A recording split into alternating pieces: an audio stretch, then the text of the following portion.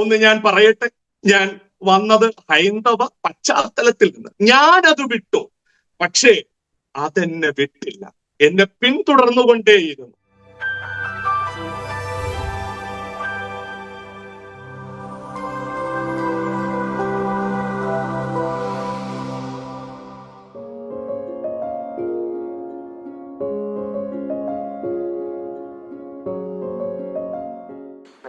ടിവിയുടെ എല്ലാ മാന്യ പ്രേക്ഷകർക്കും വേഗം വരുന്ന കർത്താവായ യേശു ക്രിസ്തുവിന്റെ തന്നെ തിരുനാമത്തിൽ വന്ദനത്തെയും സ്വാഗതത്തെയും അറിയിക്കുന്നു.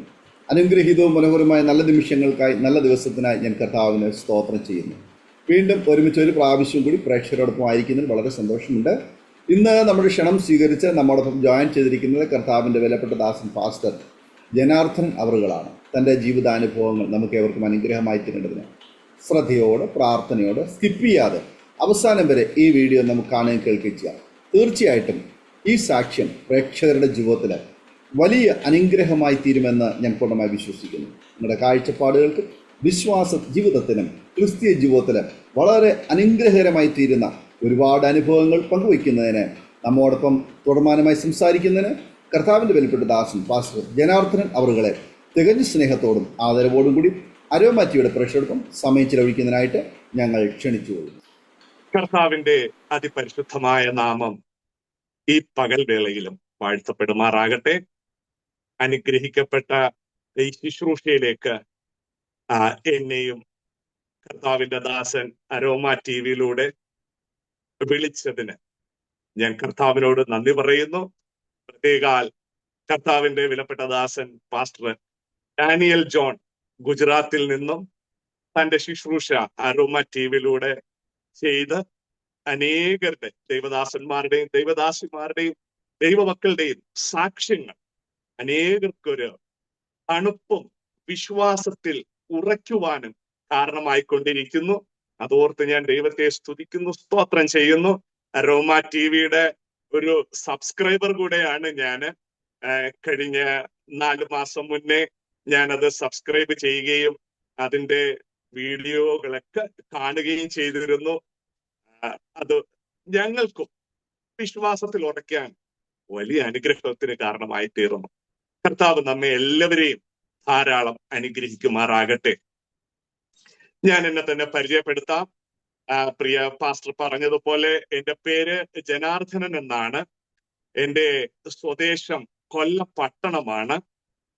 ഞാൻ എൻ്റെ പേര് പോലെ തന്നെ ഹൈന്ദവ പശ്ചാത്തലത്തിൽ നിന്നും കർത്താവ് വിളിച്ച വിളി കേട്ട് ഏകനായി എൻ്റെ കുടുംബത്തിൽ നിന്നും എൻ്റെ ഭവനത്തിൽ നിന്നും ഇറങ്ങിത്തിരിച്ച ആളാണ് ഞാൻ. വിശ്വാസ ജീവിതത്തിലേക്ക് വരുമ്പോൾ വിവാഹിതനായിരുന്നു, എന്നാൽ കുഞ്ഞുങ്ങളില്ലായിരുന്നു. എൻ്റെ മാതാവും പിതാവും കൂടെ ഉണ്ടായിരുന്നു. പക്ഷെ കർത്താവ് വിളിച്ച വിളി കേട്ട് ഇറങ്ങുവാൻ കർത്താവ് വലിയ ഭാഗ്യം ഒരുക്കിയത് ഓർത്ത് ഞാൻ ദൈവത്തെ സ്തുതിക്കുന്നു, സ്തോത്രം ചെയ്യുന്നു. എൻ്റെ പിതാവിന്റെ പേര് അയ്യപ്പൻ എന്നാണ്. എൻ്റെ മാതാവിന്റെ പേര് കൃഷ്ണമ്മാൾ എന്നാണ്. എൻ്റെ പിതാവ് 11 വർഷങ്ങൾക്ക് മുമ്പ് ലോകത്തു നിന്ന് മാറ്റപ്പെട്ടു. മാതാവ് അടിയന്റെ കൂടെയുണ്ട്. ഞാൻ നേരത്തെ ഓർപ്പിച്ചതുപോലെ വിവാഹിതനായാണ്. എൻ്റെ പ്രിയപ്പെട്ടവളുടെ പേര് സൗമ്യ എന്നാണ്. അനുഗ്രഹിക്കപ്പെട്ട 2 പൈതങ്ങളെ ദൈവം എനിക്ക് ദാനമായി തന്നു. കർത്താവ് ദാനമായി തന്നതുകൊണ്ട് അവർക്ക് അഭിഷേകെന്നും ആരാധനയെന്നും പേരിടുവാൻ ദൈവം സഹായിച്ചു. അത് ഓർത്തും ഞാൻ ദൈവത്തിന് സ്തുതിക്കുന്നു, സ്തോത്രം ചെയ്യുന്നു. എനിക്ക് ഒരു സഹോദരിയാണുള്ളത്. അദ്ദേഹത്തിന്റെ പേര് ജയലക്ഷ്മി എന്നാണ്. എൻ്റെ സഹോദരി വിവാഹിതയാണ്. 3 പെൺകുഞ്ഞുങ്ങളെ ദൈവം ദാനമായി കൊടുത്തു. സഹോദരി ഭർത്താവ് താനായിരിക്കുന്ന സ്ഥലത്ത് ബിസിനസ്സായി മുന്നോട്ട് പോകുന്നു. അപ്പോൾ തന്നെ ബന്ധുമിത്രാദികൾ, ചാർച്ചക്കാർ, ഒരുപാട് പേരുള്ള ഒരു കുടുംബമാണ് എനിക്കുള്ളത്. ബന്ധുബലമുള്ളത് ഒരു വലിയ അനുഗ്രഹമാണ്. അതോർത്തും ഞാൻ ദൈവത്തെ സ്തുതിക്കുന്നു, സ്തോത്രം ചെയ്യുന്നു. അരോമ ടിവിയിൽ ഒരു മുഖാന്തരമായത് പാലക്കാടുള്ള വിജി ജോസഫ് എന്ന സഹോദരിയാണ്. വിജി ജോസഫിന്റെ മകൻ അലൻ ഞാൻ ശുശ്രൂഷിക്കുന്ന കൂട്ടായ്മയിൽ കൂടി വന്നിരുന്ന പൈതലാണ്. ആ പൈതൽ ലോകത്ത് നിന്ന് മാറ്റപ്പെട്ടു. കഴിഞ്ഞ മാർച്ച് അവിടെ പോകുവാനും അവിടുത്തെ ശുശ്രൂഷയിൽ പങ്കെടുപ്പാനെല്ലാം ദൈവം സഹായിച്ചു. ആ സഹോദരിയെ ഓർത്തും ആ കുടുംബത്തെ ഓർത്തും ഞാൻ സ്തോത്രം ചെയ്യുന്നു ദൈവത്തിന്.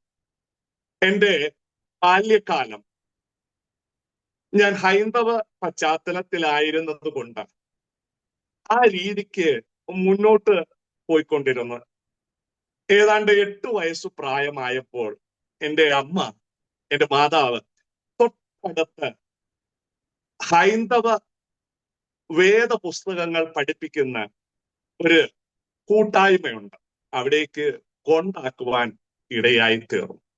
15 വയസ്സുവരെ ഞായറാഴ്ചകളിൽ അവിടെ ചെന്ന് ഭഗവത്ഗീത, രാമായണം, മഹാഭാരതം, ഉപനിഷത്തുകൾ എന്നിവയെക്കുറിച്ചെല്ലാം ആമുഖങ്ങൾ പഠിക്കുവാനും ശ്ലോകങ്ങൾ കാണാതെ പഠിക്കുവാനും ഒക്കെ ഇടയായി തീർന്നിരുന്നു. അതൊരു അനുഗ്രഹമായി ഞാൻ ഇപ്പോൾ കരുതുന്നു. പ്ലീസ്. അപ്പോൾ തന്നെ ആ 15 വയസ്സ് ആ കാലഘട്ടത്തിൽ എൻ്റെ പിതാവ് സർക്കാർ ഉദ്യോഗസ്ഥനായിരുന്നു. അദ്ദേഹം റിട്ടയർ ആയി. വളരെ സർവീസ് കുറവായിരുന്നു അദ്ദേഹത്തിന്. അപ്പോൾ കുടുംബം മുന്നോട്ട് കൊണ്ടുപോകുവാൻ വളരെ പ്രയാസമായിരുന്നു. ചെറിയ ഒരു വ്യാപാരം അദ്ദേഹം തുടങ്ങിയിരുന്നു. എൻ്റെ പിതാവ് 2 പ്രാവശ്യം ഗുഡ് സർവീസ് വാങ്ങിയ ഒരു സർക്കാർ ഉദ്യോഗസ്ഥനാണ്. അങ്ങനെയുള്ള ഒരു മനുഷ്യന് ഒരു വ്യാപാരം കൊണ്ടുപോകുവാൻ ഒട്ടും സാധിക്കുകയില്ല. വ്യാപാരം എന്ന് പറയുന്നത്, കച്ചവടം എന്ന് പറയുന്നത് പകുതിയിൽ കൂടുതലും അതിനകത്ത് കള്ളത്തരങ്ങള് പറയുകയും ചെയ്യുകയും ചെയ്താലേ അത് മുന്നോട്ട് പോകുവാൻ കഴിയുകയുള്ളൂ. പക്ഷെ എൻ്റെ പിതാവിന് അത് കഴിഞ്ഞില്ല. മാത്രവുമല്ല, ഞാന് ഡിഗ്രി പഠിക്കുവാൻ തുടങ്ങിയപ്പോൾ എൻ്റെ പിതാവിന് ഒരു സ്ട്രോക്ക് വരികയും അദ്ദേഹത്തിന് ഓർമ്മയൊക്കെ കുറഞ്ഞു പോകുകയും ചെയ്തിരുന്നു. ആ വ്യാപാരം നടത്തിക്കൊണ്ട് പോകുവാൻ പ്രയാസമായിരുന്നു. എൻ്റെ ആ കാലഘട്ടത്തിൽ എനിക്കും എക്സ്പീരിയൻസ് ഇല്ലായിരുന്നത് കൊണ്ട് എനിക്കും അത് മുന്നോട്ട് നടത്തിക്കൊണ്ടുപോകാൻ അറിയുകയില്ല. ഒരുപാട് നഷ്ടങ്ങൾ അതിനകത്ത് സംഭവിച്ചു, കടഭാരങ്ങൾ കൂടി. അപ്പോഴും ജീവനില്ലാത്ത മൂഢവിഗ്രഹങ്ങളെ സേവിക്കുകയും ജ്യോതിഷന്മാർ അങ്ങനെയുള്ള ആളുകളെ പോയി കണ്ട് ഇതിനെന്താണ് പരിഹാരം, ഇനി എങ്ങനെ മുന്നോട്ട് പോകാൻ കഴിയും, അമ്പലങ്ങൾ, പള്ളികൾ, നേർച്ചകൾ, കാഴ്ചകൾ സകലതും എല്ലാവരും ചെയ്യുന്നത് പോലെ ഞാനും എൻ്റെ കുടുംബവും ചെയ്തുകൊണ്ടിരുന്നു. പക്ഷെ ആരും ചെവി തുറന്നില്ല, ആരും കൈനീട്ടിയില്ല, ആരും ഒരു വാക്കുപോലും പറഞ്ഞില്ല. കടഭാരം കൂടി, നാട്ടിൽ നിൽക്കാൻ പറ്റാത്ത അവസ്ഥയാണ്. വീട് വിറ്റു, പ്രസ്ഥാനം വിറ്റു, എന്നിട്ടും കടം തീർന്നില്ല. പിന്നെ കടം തീർക്കാൻ ഒരു മാർഗമേ ഉണ്ടായിരുന്നുള്ളൂ, വിദേശത്ത് പോകുക. അങ്ങനെ വിദേശത്ത് പോയി കുറച്ചു വർഷം അവിടെ ജോലി ചെയ്തു. അത്യാവശ്യം കടങ്ങളെല്ലാം തീർത്ത് മടങ്ങി വരികയും ചെയ്തു. മടങ്ങി വരുന്ന വേളയിൽ സഹോദരിയുടെ വിവാഹം നടക്കുകയും എൻ്റെ വിവാഹം അതിനൊപ്പം നടക്കുകയും ചെയ്തു. അല്പകാലത്തേക്ക് വീണ്ടും വിദേശത്തേക്ക് കടന്നുപോയി തിരികെ വന്നു. അതിനുശേഷം ഒരു പാർസൽ കമ്പനിയിൽ ജോലി ചെയ്യുകയും അവിടെ നിന്ന് വീണ്ടും ഒരു ബിസിനസ് തുടങ്ങുകയും ചെയ്തു. ആ ബിസിനസ് തുടങ്ങുമ്പോഴും സാധാരണ ഹൈന്ദവർ ചെയ്യുന്നത് പോലെ ഹോമങ്ങളും അമ്പലങ്ങളും ജ്യോതിഷന്മാരും മന്ത്രവാദികള്, വെറ്റില നോട്ടക്കാര്, നൂലുകൊണ്ടുള്ള നോട്ടക്കാര് എന്ന് വേണ്ട പലവിധങ്ങളായ നേർച്ച കാഴ്ചകൾ കഴിച്ചിരുന്നു. പ്രമുഖരായ ജ്യോതിഷന്മാരെ പോയി കാണുമ്പോൾ മേശയുടെ വലിപ്പ് വലത്തുവശത്ത് നിന്നും ഇടത്തുവശമാക്കിയാൽ വ്യാപാരം നടക്കും. നിങ്ങളുടെ ഇരിപ്പ് ഈ ഭാഗത്ത് നിന്നും ആ ഭാഗത്തേക്ക് മാറ്റിയാൽ വ്യാപാരം നടക്കും. അവിടെ പോയാൽ വ്യാപാരം നടക്കും, ഇവിടെ പോയാൽ വ്യാപാരം നടക്കും. ഇങ്ങനെയുള്ള അല്ലെങ്കിൽ സാധാരണക്കാർ ചെയ്യുന്നത് പോലെ ചെയ്തു വന്നിരുന്നു. വ്യാപാരം നാൾക്ക് നാൾ താഴേക്ക് കൂപ്പുകുത്തുകയായിരുന്നു. അങ്ങനെ ഇരിക്കെ ഒരു സഹോദരൻ, സുഹൃത്ത് എന്ന് പറയാൻ കഴിയുകയില്ല, എന്നെക്കാളും പ്രായമുള്ള ഒരു സഹോദരൻ എന്നോട് പറഞ്ഞു, നീ അവിടെ പോകുന്നു ഇവിടെ പോകുന്നു, സകലിടത്തും പോയി, ഞാൻ പറയുന്ന ഒരിടത്ത് പോകുവാൻ കഴിയുമോ? ഞാൻ ചാടി എഴുന്നേറ്റു. എനിക്ക് എങ്ങനെയെങ്കിലും എന്റെ വ്യാപാരം മുന്നോട്ട് കൊണ്ടുപോകണം. എന്റെ ജീവിത പ്രശ്നമാണ്, കുടുംബ പ്രശ്നമാണ്, മാനത്തിന്റെ പ്രശ്നമാണ്. എന്നാൽ ഞാനൊരു സ്ഥലം പറയാം, ആ സ്ഥലത്തേക്കൊന്ന് പോകും. 8/3/2013 ഇതാണ് ഡേറ്റ്. ഞാൻ എല്ലാ ഡേറ്റും കുറിച്ചിടാറുണ്ട്. ഒരു പ്രാർത്ഥന കൂട്ടായ്മയിലേക്ക് ഞാൻ ആദ്യം കടന്നു ചെല്ലുകയാണ്. ഒരു തകരക്കൂട് പോലത്തെ ഒരു സ്ഥലം, മേളില് തകര ഷീറ്റ്. മാർച്ച് മാസം ആകൊണ്ട് നല്ല ചൂടുമുണ്ട്. രണ്ടുപേർ മുട്ടുകുത്തി താഴെ ഇരുന്ന് പ്രാർത്ഥിക്കുന്നു. 3-4 സഹോദരിമാർ അവരുടെ മുന്നിലിരുന്ന് പ്രാർത്ഥിക്കുന്നു. തലയിൽ തുണി ഇട്ടിട്ടുണ്ട്. എന്തൊക്കെയോ അവർ പറയും. എന്റെ ജീവിതത്തിലെ ആദ്യത്തെ അനുഭവമാണ്. എന്തു ഭാഷ പറയുന്നെന്ന് എനിക്കറിയില്ല, എന്തു പാട്ട് പാടുന്നെന്ന് അറിയത്തില്ല. എനിക്ക് ആകെ വേണ്ടുന്നത് എന്റെ വ്യാപാരം ഒന്ന് പച്ച പിടിക്കണം. എനിക്ക് വീട്ടുകാരുടെയും നാട്ടുകാരുടെയും മുന്നിൽ തല ഉയർത്തി നിൽക്കണം. ഞാൻ ക്ഷമയോടെ അവിടെ ഇരുന്നു. ആ ചൂടത്തിരുന്ന് അവരുടെ പാട്ടും പ്രാർത്ഥനയും ഒന്നും മനസ്സിലാകാതെ ഒരു പൊട്ടനെ പോലെ അവിടെ ഇരുന്ന് അത് കേട്ടു. എല്ലാം കഴിഞ്ഞപ്പോൾ അവിടുത്തെ ദൈവദാസൻ എന്നോട് ഒരു ദൂത് പറഞ്ഞു. ഞാൻ നടത്തുന്ന വ്യാപാര സ്ഥാപനത്തിന്റെ അളവും സൈസും അതിന്റെ സ്വഭാവവും പറഞ്ഞിട്ട് ഇത് പൂട്ടിപ്പോകും. കേൾക്കണേ, വളരെ പ്രതീക്ഷയോടെ പ്രത്യാശയോടെ ഒരു കച്ചിത്തുരുമ്പെന്ന വണ്ണം പല ജ്യോതിഷന്മാരെടുത്തും അമ്പലത്തിലും പള്ളികളിലും എന്ന് വേണ്ട എവിടെല്ലാം പോകാൻ കഴിയുമോ അവിടെ എല്ലാം പോയി തീർന്നിട്ട് ഒരു കച്ചിത്തുരുമ്പെന്ന വണ്ണം ഇവിടെ പോയപ്പോൾ ഞാൻ കേൾക്കാൻ ഇടയായത് ഇങ്ങനൊരു വാർത്തയാണ്. എന്നെ അത് വല്ലാണ്ട് വേദനിപ്പിച്ചു, ദേഷ്യമുണ്ടാക്കി, വിഷമമുണ്ടായി. ഞാൻ മെല്ലെ അവിടെ നിന്ന് ഇറങ്ങിയപ്പോൾ അദ്ദേഹം എന്നോട് പറഞ്ഞു, ഞായറാഴ്ച വരണം, പ്രാർത്ഥനയുണ്ട്, ആരാധനയുണ്ട്. ഞാനത് കേട്ടു. നേരെ എന്റെ വ്യാപാര സ്ഥാപനത്തിലേക്ക് പോകുകയും അവിടെ എന്റെ ഭാര്യ സൗമ്യ ഉണ്ടായിരുന്നു. അദ്ദേഹത്തോട് ഞാൻ ഈ വിഷയം പറയുകയും ചെയ്തു. എന്റെ സഹധർമ്മിണിയുടെ സ്ഥലം അടൂരാണ്. പെന്തിക്കോസുകാരുടെ പ്രാർത്ഥനക്കാരുടെ ഒരു വലിയ കൂട്ടമുള്ള സ്ഥലമാണ്. ഞാനത് ചെന്ന് പറഞ്ഞപ്പോൾ അദ്ദേഹവും ഹൈന്ദവ മാർഗത്തിൽ നിന്ന് ആയതുകൊണ്ട് അത് അക്സെപ്റ്റ് ചെയ്യാനും ഒക്കെ ഒരു പ്രയാസമുണ്ടായിരുന്നു. എന്നാലും പറഞ്ഞതുകൊണ്ട് ഞായറാഴ്ച പ്രാർത്ഥനയ്ക്ക് പോയി. രാവിലെ 10 മുതൽ 1 മണി വരെയുള്ള ആരാധന കഴിഞ്ഞു. അപ്പോഴും പ്രാർത്ഥനയ്ക്കിടയിൽ ആ ദൈവദാസൻ പറഞ്ഞത്, നിങ്ങളുടെ വ്യാപാര സ്ഥാപനം പൂട്ടിപ്പോകും നിശ്ചയം, ഭയപ്പെടേണ്ട, കർത്താവ് മറ്റൊരു വഴി തുറക്കും. അത് കേട്ടപ്പോ ഒരു സമാധാനമായി. ഒരാഴ്ചക്കാലം കഴിഞ്ഞു, 2 ആഴ്ചക്കാലം കഴിഞ്ഞു. ഞങ്ങൾ പ്രാർത്ഥനയ്ക്ക് പോയി തുടങ്ങി. വളരെ പെട്ടെന്ന് ആ സ്ഥാപനം പൂട്ടിപ്പോകാൻ ഇടവന്നു. എന്നാൽ മറ്റൊരു സ്ഥലത്ത് ഒരു കുഞ്ഞ് സ്ഥാപനം അതുപോലെ ഒരു സ്കൂളിന്റെ മുൻവശത്ത് തുടങ്ങുവാൻ കർത്താവ് സഹായിച്ചു. അവിടെ ഞാൻ മന്ത്രത്തിന് പോയില്ല, ഞാൻ ജ്യോതിഷനെ കണ്ടില്ല, വിളക്ക് കത്തിച്ചില്ല, യാതൊരു അമ്പലത്തിലും നേർച്ച കഴിച്ചില്ല. ആ ദൈവദാസനെ കൊണ്ടുവന്നു, പ്രാർത്ഥിച്ചു. എന്റെ അമ്മ, എന്റെ പിതാവ് രണ്ടുപേരും കൂടെ ചേർന്ന് ആ സ്ഥാപനത്തിലേക്ക് കയറി വന്നു. അങ്ങനെ ആ സ്ഥാപനം വളരെ നന്നായി മുന്നോട്ട് പോയിക്കൊണ്ടിരുന്നു. ഒരു മുടക്കവുമില്ലാതെ ഞാൻ പ്രാർത്ഥനയ്ക്ക് പോയി തുടങ്ങി. എന്റെ ഭാര്യയ്ക്ക് വരാൻ കഴിയാത്ത ദിവസം പോലും ഞാൻ മുടങ്ങാതെ പ്രാർത്ഥനകൾക്ക് നിരന്തരം പോവുകയുണ്ടായി. വെള്ളിയാഴ്ച കാലങ്ങളിലും മധ്യസ്ഥ പ്രാർത്ഥനയ്ക്കും ഉപവാസ പ്രാർത്ഥനയ്ക്കും പോയി തുടങ്ങി. ദൈവം എന്നോട് മെല്ലെ മെല്ലെ സംസാരിക്കാൻ തുടങ്ങി. നാം സ്കൂളിലൊക്കെ പഠിക്കുമ്പോൾ നെയിം സ്ലിപ്പ് വാങ്ങാറുണ്ട്. ഈ നെയിം സ്ലിപ്പ് ഇതിനകത്തുനിന്ന് ഇളക്കുന്നത് പോലെ എന്റെ വിശ്വാസത്തെ ദൈവം ഇളക്കി മാറ്റി.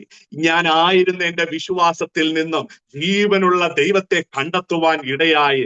ജീവനുള്ള ദൈവം പറയുന്ന വചനങ്ങളും വാക്കുകളും ഒക്കെ കേൾപ്പാൻ ഇടവന്നു. എന്റെ വിശ്വാസം അക്കിടം മറിഞ്ഞു. പഴയ വിശ്വാസം പുതിയ വിശ്വാസത്തിലേക്ക് ഞാൻ അടിയുറച്ച് വേരുറച്ച് വിശ്വസിക്കാൻ തുടങ്ങി. ദൈവം പറയുന്നതെല്ലാം ഞാൻ കേൾക്കാൻ തുടങ്ങി. വലിയ മാറ്റമുണ്ടായി. അതോർത്ത് ഞാൻ ദൈവത്തെ സ്തുതിക്കുകയാണ്, സ്തോത്രം ചെയ്യുകയാണ്. 26/7/2013 ജൂലൈ മാസം 2013 26 കർത്താവിനെ ഞാൻ രക്ഷിതാവായി സ്വീകരിക്കുകയും അന്നേ ദിവസം തന്നെ സ്നാനപ്പെടുവാൻ കർത്താവ് സഹായിക്കുകയും ചെയ്തു. ഓർക്കണേ, ആ കാലഘട്ടങ്ങളിലൊന്നും എനിക്ക് കുട്ടികളില്ല. എനിക്കൊരു നിർബന്ധമുണ്ടായിരുന്നു. എനിക്ക് മരുന്ന് കഴിച്ച് കുഞ്ഞ് വേണ്ട, മന്ത്രം ഓതി കുഞ്ഞുങ്ങൾ വേണ്ട. അതുകൊണ്ട് ഞാൻ ആ വകയ്ക്ക് പോയിരുന്നില്ല. എന്നാൽ ഞാൻ ആയിരുന്ന ആ കൂട്ടായ്മയിലെ ദൈവദാസൻ എന്നോട് പറഞ്ഞു, മരുന്നും ആശുപത്രിയും എല്ലാം ദൈവം നമുക്ക് തന്നിരിക്കുന്നതാണ്, ഒന്ന് പോയി ടെസ്റ്റ് ചെയ്യും. അങ്ങനെ ഞാനും എന്റെ പ്രിയപ്പെട്ടവളും കൂടെ ഒരു ആശുപത്രിയിൽ പോയി ടെസ്റ്റ് ചെയ്തു. ടെസ്റ്റ് ചെയ്തപ്പോൾ അവിടുത്തെ ഡോക്ടർ പറഞ്ഞത്, നിങ്ങൾക്ക് കുട്ടികൾ ഉണ്ടാകാൻ ഒരു ചാൻസും ഇല്ല. വളരെ വിഷമത്തോടെ തിരികെ വന്നു. എന്നാലും നിങ്ങൾ മരുന്നൊന്ന് കഴിക്കൂ. ഞാൻ പറഞ്ഞു, ഞാൻ സ്നാനപ്പെട്ട ഡേറ്റ് അതിന് തൊട്ട് മുന്നേ ആയിരുന്നു ഈ വിഷയം സംഭവിച്ചത്. 26/7/2013. ആ അന്ന് കേട്ട വചനം ഞാൻ അടിയുറച്ചു വിശ്വസിച്ചു. കൊരിന്ത്യർക്ക് എഴുതിയ 2-ാം ലേഖനത്തിലെ 5-ാം അധ്യായം 17-ാമത്തെ തിരുവചനം, ഒരുവൻ ക്രിസ്തുവിലായാൽ അവൻ പുതിയ സൃഷ്ടിയാണ്, പഴയത് കഴിഞ്ഞുപോയി. ഞാനത് ഉറച്ച് വിശ്വസിച്ച് കർത്താവിന്റെ നാമത്തിൽ, പിതാവിന്റെയും പുത്രന്റെയും പരിശുദ്ധാത്മാവിന്റെ നാമത്തിൽ ഞാൻ സ്നാനപ്പെട്ടു. ഞാൻ അടിയുറച്ച് വിശ്വസിക്കുന്നു, ഞാൻ സ്നാനപ്പെട്ടപ്പോൾ പഴയ ജനാർദ്ദനൻ ഉരിഞ്ഞു മാറിയിട്ട് ഒരു പുതിയ ജനാർദ്ദനെ കർത്താവ് തന്നു. ദൈവത്തിന് സ്തോത്രം. 19/9/2014 ഏതാണ്ട് ഒരു വർഷക്കാലം കഴിഞ്ഞ് 2 മാസം കഴിഞ്ഞപ്പോൾ അനുഗ്രഹിക്കപ്പെട്ട ഒരു ആൺകുഞ്ഞിനെ ദൈവം എനിക്ക് തന്നു, ഞങ്ങൾക്ക് തന്നു, ഞങ്ങളുടെ കുടുംബത്തിന് തന്ന് ദൈവം അനുഗ്രഹിച്ചു. ഈ ശബ്ദം കേൾക്കുന്ന എന്റെ പ്രിയപ്പെട്ട ദൈവമക്കളെ, സയൻസും വൈദ്യശാസ്ത്രവും ഇത് നിങ്ങൾ ഒത്തിരി കേട്ടതായിരിക്കാം. എങ്കിലും എന്റെ സാക്ഷ്യം ഞാൻ പറയും. സയൻസും വൈദ്യശാസ്ത്രവും നോ എന്ന് പറയുന്ന സ്ഥലത്ത്, മനുഷ്യർ ഇല്ല എന്ന് പറയുന്ന സ്ഥലത്ത് ദൈവം ആരംഭിക്കും. ഒരു കണ്ടീഷനേ ഉള്ളൂ, അവനെ വിശ്വസിക്കുക, അവന്റെ വചനത്തെ ഏറ്റെടുക്കുക. എന്റെ ശരീരം പുതുക്കി തന്നു. എന്റെ ആത്മാവ് മാത്രമല്ല, എന്റെ ജീവൻ മാത്രമല്ല, എന്റെ ശരീരം പുഷ്ടി വച്ചു. ഒരു കുഞ്ഞ് തന്നത് ഓർത്ത് ഞാൻ ദൈവത്തിന് സ്തോത്രം ചെയ്യുന്നു. അവന് അഭിഷേകം എന്ന് ഞാൻ പേരിട്ടു. അവന്റെ അമ്മയുടെ ഉദരത്തിലായിരുന്നപ്പോൾ സങ്കീർത്തനങ്ങൾ വായിച്ച് ഞാൻ കേൾപ്പിക്കുമായിരുന്നു, വേദഭാഗങ്ങൾ വായിച്ച് കേൾപ്പിക്കുമായിരുന്നു. അടുത്ത വർഷം 5/1/2016 അനുഗ്രഹിക്കപ്പെട്ട ഒരു പെൺ പൈതലിനെയും കൂടെ ദൈവം തരുവാനിടയായി. ദൈവത്തിന് സ്തോത്രം. 1 ചോദിച്ചപ്പോൾ 2 തന്ന് അനുഗ്രഹിച്ച ദൈവം. ഒരു ആൺകുഞ്ഞിനെ ചോദിച്ചപ്പോൾ അതിന്റെ കൂടെ ഒരു പെൺകുഞ്ഞിനെയും കൂടെ തന്ന് ദൈവം അനുഗ്രഹിച്ചു. ഒന്ന് ഞാൻ പറയട്ടെ, ഞാൻ വന്നത് ഹൈന്ദവ പശ്ചാത്തലത്തിൽ നിന്ന്. ഞാനത് വിട്ടു, പക്ഷേ അതെന്നെ വിട്ടില്ല, എന്നെ പിന്തുടർന്നുകൊണ്ടേയിരുന്നു. എന്റെ 2 കുഞ്ഞുങ്ങളുടെയും വയസ്സിന്റെ വ്യത്യാസം 1 വയസ്സാണ്. എന്റെ രണ്ടാമത്തെ കുഞ്ഞ് ജനിച്ചപ്പോൾ മൂത്ത കുഞ്ഞ് അനുഭവിച്ച വ്യഥകൾ വളരെ വലുതാണ്. ഏതാണ്ട് 1.25 വയസ്സായപ്പോൾ മുതൽ അവൻ രാത്രി കാലങ്ങളിൽ അലറാൻ തുടങ്ങി. ഞാൻ ഒരു ദിവസം 2 ദിവസം നമുക്കത് മനസ്സിലാക്കാം. ഒരാഴ്ച കാലം കഴിഞ്ഞപ്പോൾ ഞാൻ ക്ലോക്കിൽ നോക്കി, കറക്റ്റ് 12 മണിയാകുമ്പോൾ ഇവൻ അലറി തുടങ്ങും. ഒരു കുഞ്ഞ് കരയുന്നത് നമുക്ക് മനസ്സിലാക്കാം. ഇത് അലറുകയാണ്. 2 മണിക്കൂർ, 3 മണിക്കൂർ, 4 മണിക്കൂർ നിർത്താതെ അലറുകയാണ്. എനിക്ക് അന്നത് മനസ്സിലായി. ഞാനും എന്റെ പ്രിയപ്പെട്ടവളും എന്റെ രണ്ടാമത്തെ കുഞ്ഞിനെ എന്റെ മാതാവിന്റെ കയ്യിൽ ഏൽപ്പിച്ചിട്ട് ഞങ്ങൾ അടുത്തുള്ള ആശുപത്രികളിൽ കൊണ്ടുപോകും. ആശുപത്രിയിൽ കയറി മരുന്ന് എഴുതുമ്പോൾ തന്നെ ആ അലറിച്ച നിൽക്കും, മരുന്ന് കൊടുക്കേണ്ടി വരത്തില്ല. ഇത് നിരന്തരമായി സംഭവിച്ചുകൊണ്ടിരുന്നു. കുറെ കാലം കഴിഞ്ഞപ്പോൾ രാത്രി എന്നുള്ളത് വീണ്ടും അത് പകലിലേക്ക് വരാൻ തുടങ്ങി. പ്രാർത്ഥനാലയത്തിൽ കൊണ്ടു ചെല്ലുമ്പോൾ അവിടെ വെച്ച് അലറാൻ തുടങ്ങി. ഇത് റെക്കഗ്നൈസ് ചെയ്യാൻ താമസിച്ചു പോയി. ഒത്തിരി പ്രയാസങ്ങൾ ഉണ്ടായി. ആ സമയത്ത് എന്റെ കുഞ്ഞിനെ എടുക്കാൻ കഴിയില്ല. 1.5 വയസ്സുള്ള കുഞ്ഞിന് എന്ത് വെയിറ്റ് ഉണ്ടാവും, അവനെ എടുക്കാൻ ഒക്കത്തില്ല. അത്രയേറെ അഭാരം ആ കുഞ്ഞിനെ എടുക്കുമ്പോൾ ദൈവം അവിടെ എന്നെ വിടുവിച്ചു, എന്റെ പൈതലിനെ വിടുവിച്ചു, എന്റെ കുടുംബത്തെ വിടുവിച്ചു. അനുഗ്രഹിക്കപ്പെട്ട ഒരു ദൈവദാസന്റെ കരത്തിന് കീഴിൽ പ്രാർത്ഥിച്ചപ്പോൾ ദൈവം അത്ഭുതം പ്രവർത്തിച്ചു. മനുഷ്യർക്ക് അസാധ്യമാണ്, ദൈവത്തിന് ഒരു കാര്യവും അസാധ്യമല്ല. ലൂക്കോസിന്റെ സുവിശേഷം 1:37 വ്യക്തമായി പഠിപ്പിക്കുന്നു. ആ ദൈവ പുരുഷൻ അങ്ങനെ പറഞ്ഞു, നിങ്ങൾ വിശ്വസിച്ചാൽ മതി, നിങ്ങൾ പ്രാർത്ഥിച്ചാൽ മതി, ഇന്ന് വിട്ടുമാറിയ ഈ ബാധ ഇനി ഒരിക്കലും പിന്തുടരുകയില്ല. അതങ്ങനെ തന്നെ സംഭവിക്കാൻ ഇടവന്നു. എന്നെ കേൾക്കുന്ന ദൈവമക്കളെ, നിങ്ങൾ വിശ്വാസത്തിൽ ഉറക്കേണ്ടതിനത്രേ ഈ സാക്ഷ്യം. നിങ്ങൾ വചനം വിശ്വസിക്കൂ, ജീവനുള്ള ദൈവത്തെ വിശ്വസിക്കൂ, അത്ഭുതം കാണുവാനിടയായി. വളരെ സമാധാനമായി മുന്നോട്ട് പോയി. അല്പകാലം കഴിഞ്ഞു എന്റെ രണ്ടാമത്തെ പൈതലിന് ഇതുപോലൊരു വിഷയം ഉണ്ടായി. മൂത്ത പൈതലിന് കണ്ണുകൊണ്ട് കാണാൻ കഴിയത്തില്ലായിരുന്നു വിഷയം, എന്നാൽ രണ്ടാമത്തെ പൈതലിന് കണ്ണുകൊണ്ട് കാണാൻ കഴിയുന്ന വിഷയമായിരുന്നു. ഈ കവിളിന്റെ ഭാഗത്തൊരു കുരുപ്പ് വന്നു. അത് പിന്നെ മുഖപൂത്തമായി, തലയിലും ശരീരത്തിലും ഒക്കെ ഇത് വന്ന് വല്ലാണ്ട് വ്രണം പോലെ. വളരെ വെളുത്തും സൗന്ദര്യവുമുള്ള ഒരു പൈതലായിരുന്നു എന്റെ പൈതൽ.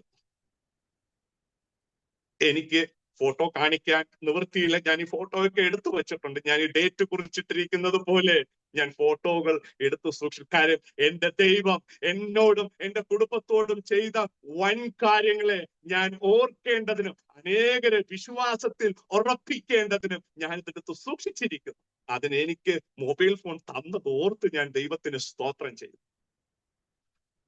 ആ കുരുപ്പ് വല്ലാണ്ട് വ്രണങ്ങളായി ഒരു കണ്ണ് അടഞ്ഞുപോയി. 2 ആഴ്ച കഴിഞ്ഞു അടുത്ത കണ്ണും അടഞ്ഞുപോയി. എന്റെ മാതാവ് എന്നോട് ഒത്തിരി വഴക്ക് പറഞ്ഞു. ആശുപത്രി കൊണ്ടുപോകും.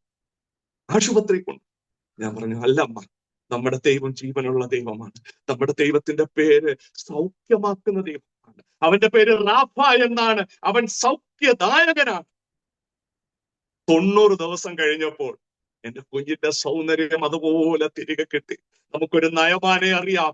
ഒരു കുഞ്ഞിന്റെ ശരീരമായതുപോലെ അവന് ദൈവം തന്റെ ശരീരത്തെ തിരികെ കൊടുത്തതുപോലെ ഇന്നും എന്റെ കുഞ്ഞ് നല്ല ത്വക്കോടുകൂടി, നല്ല സൗന്ദര്യത്തോടുകൂടി, അവളുടെ പേര് പോലെ കർത്താവിനെ ആരാധിക്കുകയും ഈ 9 വയസ്സുള്ള കുഞ്ഞ് എല്ലാ ദിവസവും വേദപുസ്തകം വായിക്കുകയും ചെയ്യും. അതോർത്ത് ഞാൻ ദൈവത്തെ സ്തുതിക്കുകയാണ്, സ്തോത്രം ചെയ്യുകയാണ്. കുഞ്ഞുങ്ങള് ചെറുപ്രായത്തിലെ നാം വേദാഭ്യാസം നടത്തണം. അതിന്റെ അനുഗ്രഹം വലുതാണ്. പോരാട്ടമുണ്ട്, പ്രയാസമുണ്ട്, എല്ലാം ശരിയാണ്. എന്നാലും അതിനെ ജയിക്കാൻ കർത്താവിന്റെ വചനമല്ലാതെ മറ്റൊന്നുമില്ല, കർത്താവിന്റെ നാമമല്ലാതെ മറ്റൊന്നുമില്ല എന്ന് ദൈവം എന്നെ പഠിപ്പിച്ചു, എന്റെ കുടുംബത്തെ പഠിപ്പിച്ചു. ഇത്രയുമായി 2 കുഞ്ഞുങ്ങളെ തന്നു, വിടുതൽ കണ്ടു, സൗഖ്യം കണ്ടു, ദൈവത്തിന്റെ അത്ഭുതം കണ്ടു. എന്റെ ഭാര്യയും എന്റെ അമ്മയും സ്നാനപ്പെട്ടില്ല.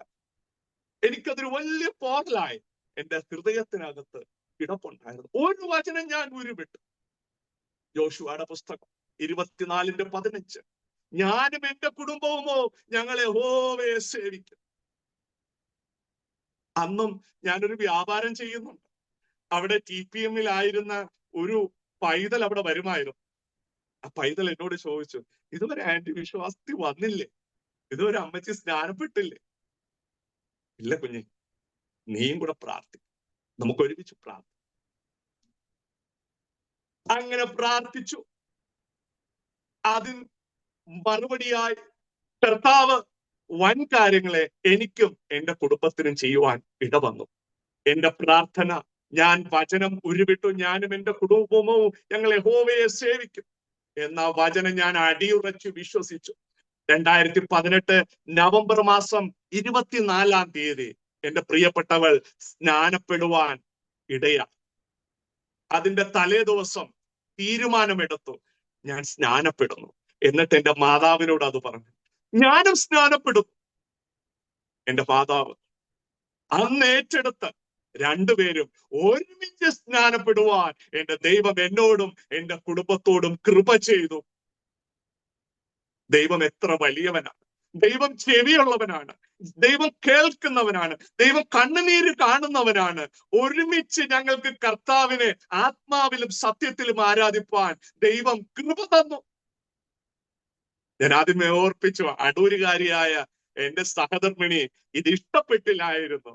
ഇപ്പോഴോ ഞങ്ങൾ മൂവരും സ്നാനപ്പെട്ട് ദൈവകൃപയിൽ ആശ്രയിച്ച് ദൈവത്തെ മഹത്വപ്പെടുത്തുന്നു. കാലങ്ങൾ മുന്നോട്ട് പോയി. പല സ്ഥലങ്ങളിൽ വീണ്ടും ജോലി ചെയ്തു. ബിസിനസ് വേണ്ടാന്ന് വെച്ചു.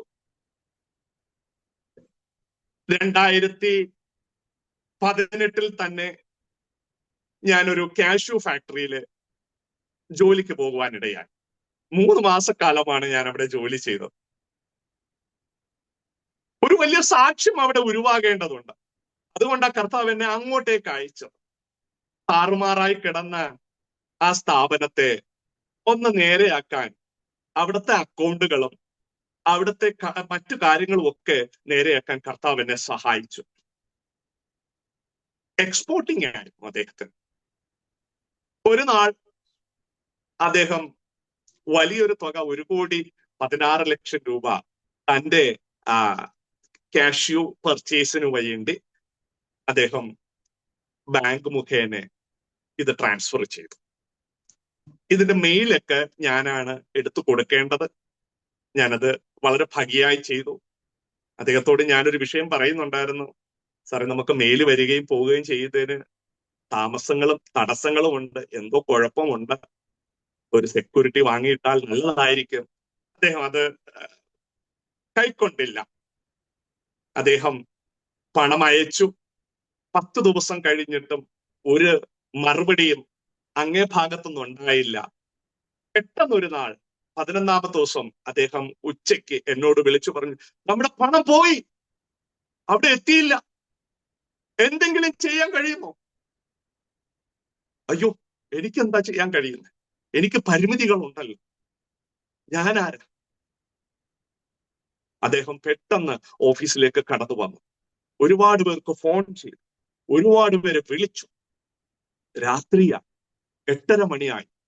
സാധാരണ എന്റെ സമയം 5:30 മണി വരെയാണ്.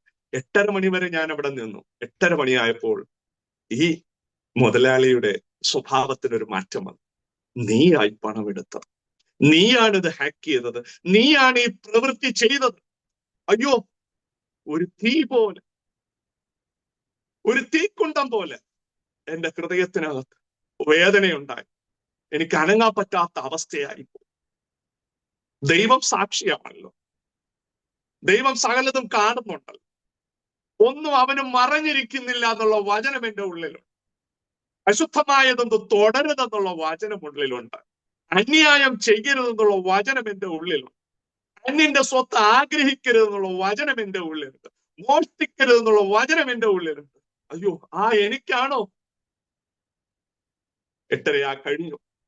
ആ സമയത്ത് ഞാൻ അദ്ദേഹത്തോട് ചോദിച്ചിട്ട് ഞാൻ എന്റെ ഭവനത്തിലേക്ക് കടന്നു വന്നു. ഞാൻ എന്റെ പ്രിയപ്പെട്ടവളോടും എന്റെ മാതാവിനോടും ഇത് പറഞ്ഞ് കരയുവാനിട വന്നു. ഉറക്കമില്ല. രാത്രിയായപ്പോൾ ഞാനൊരു ദൈവദാസനെ വിളിച്ചു.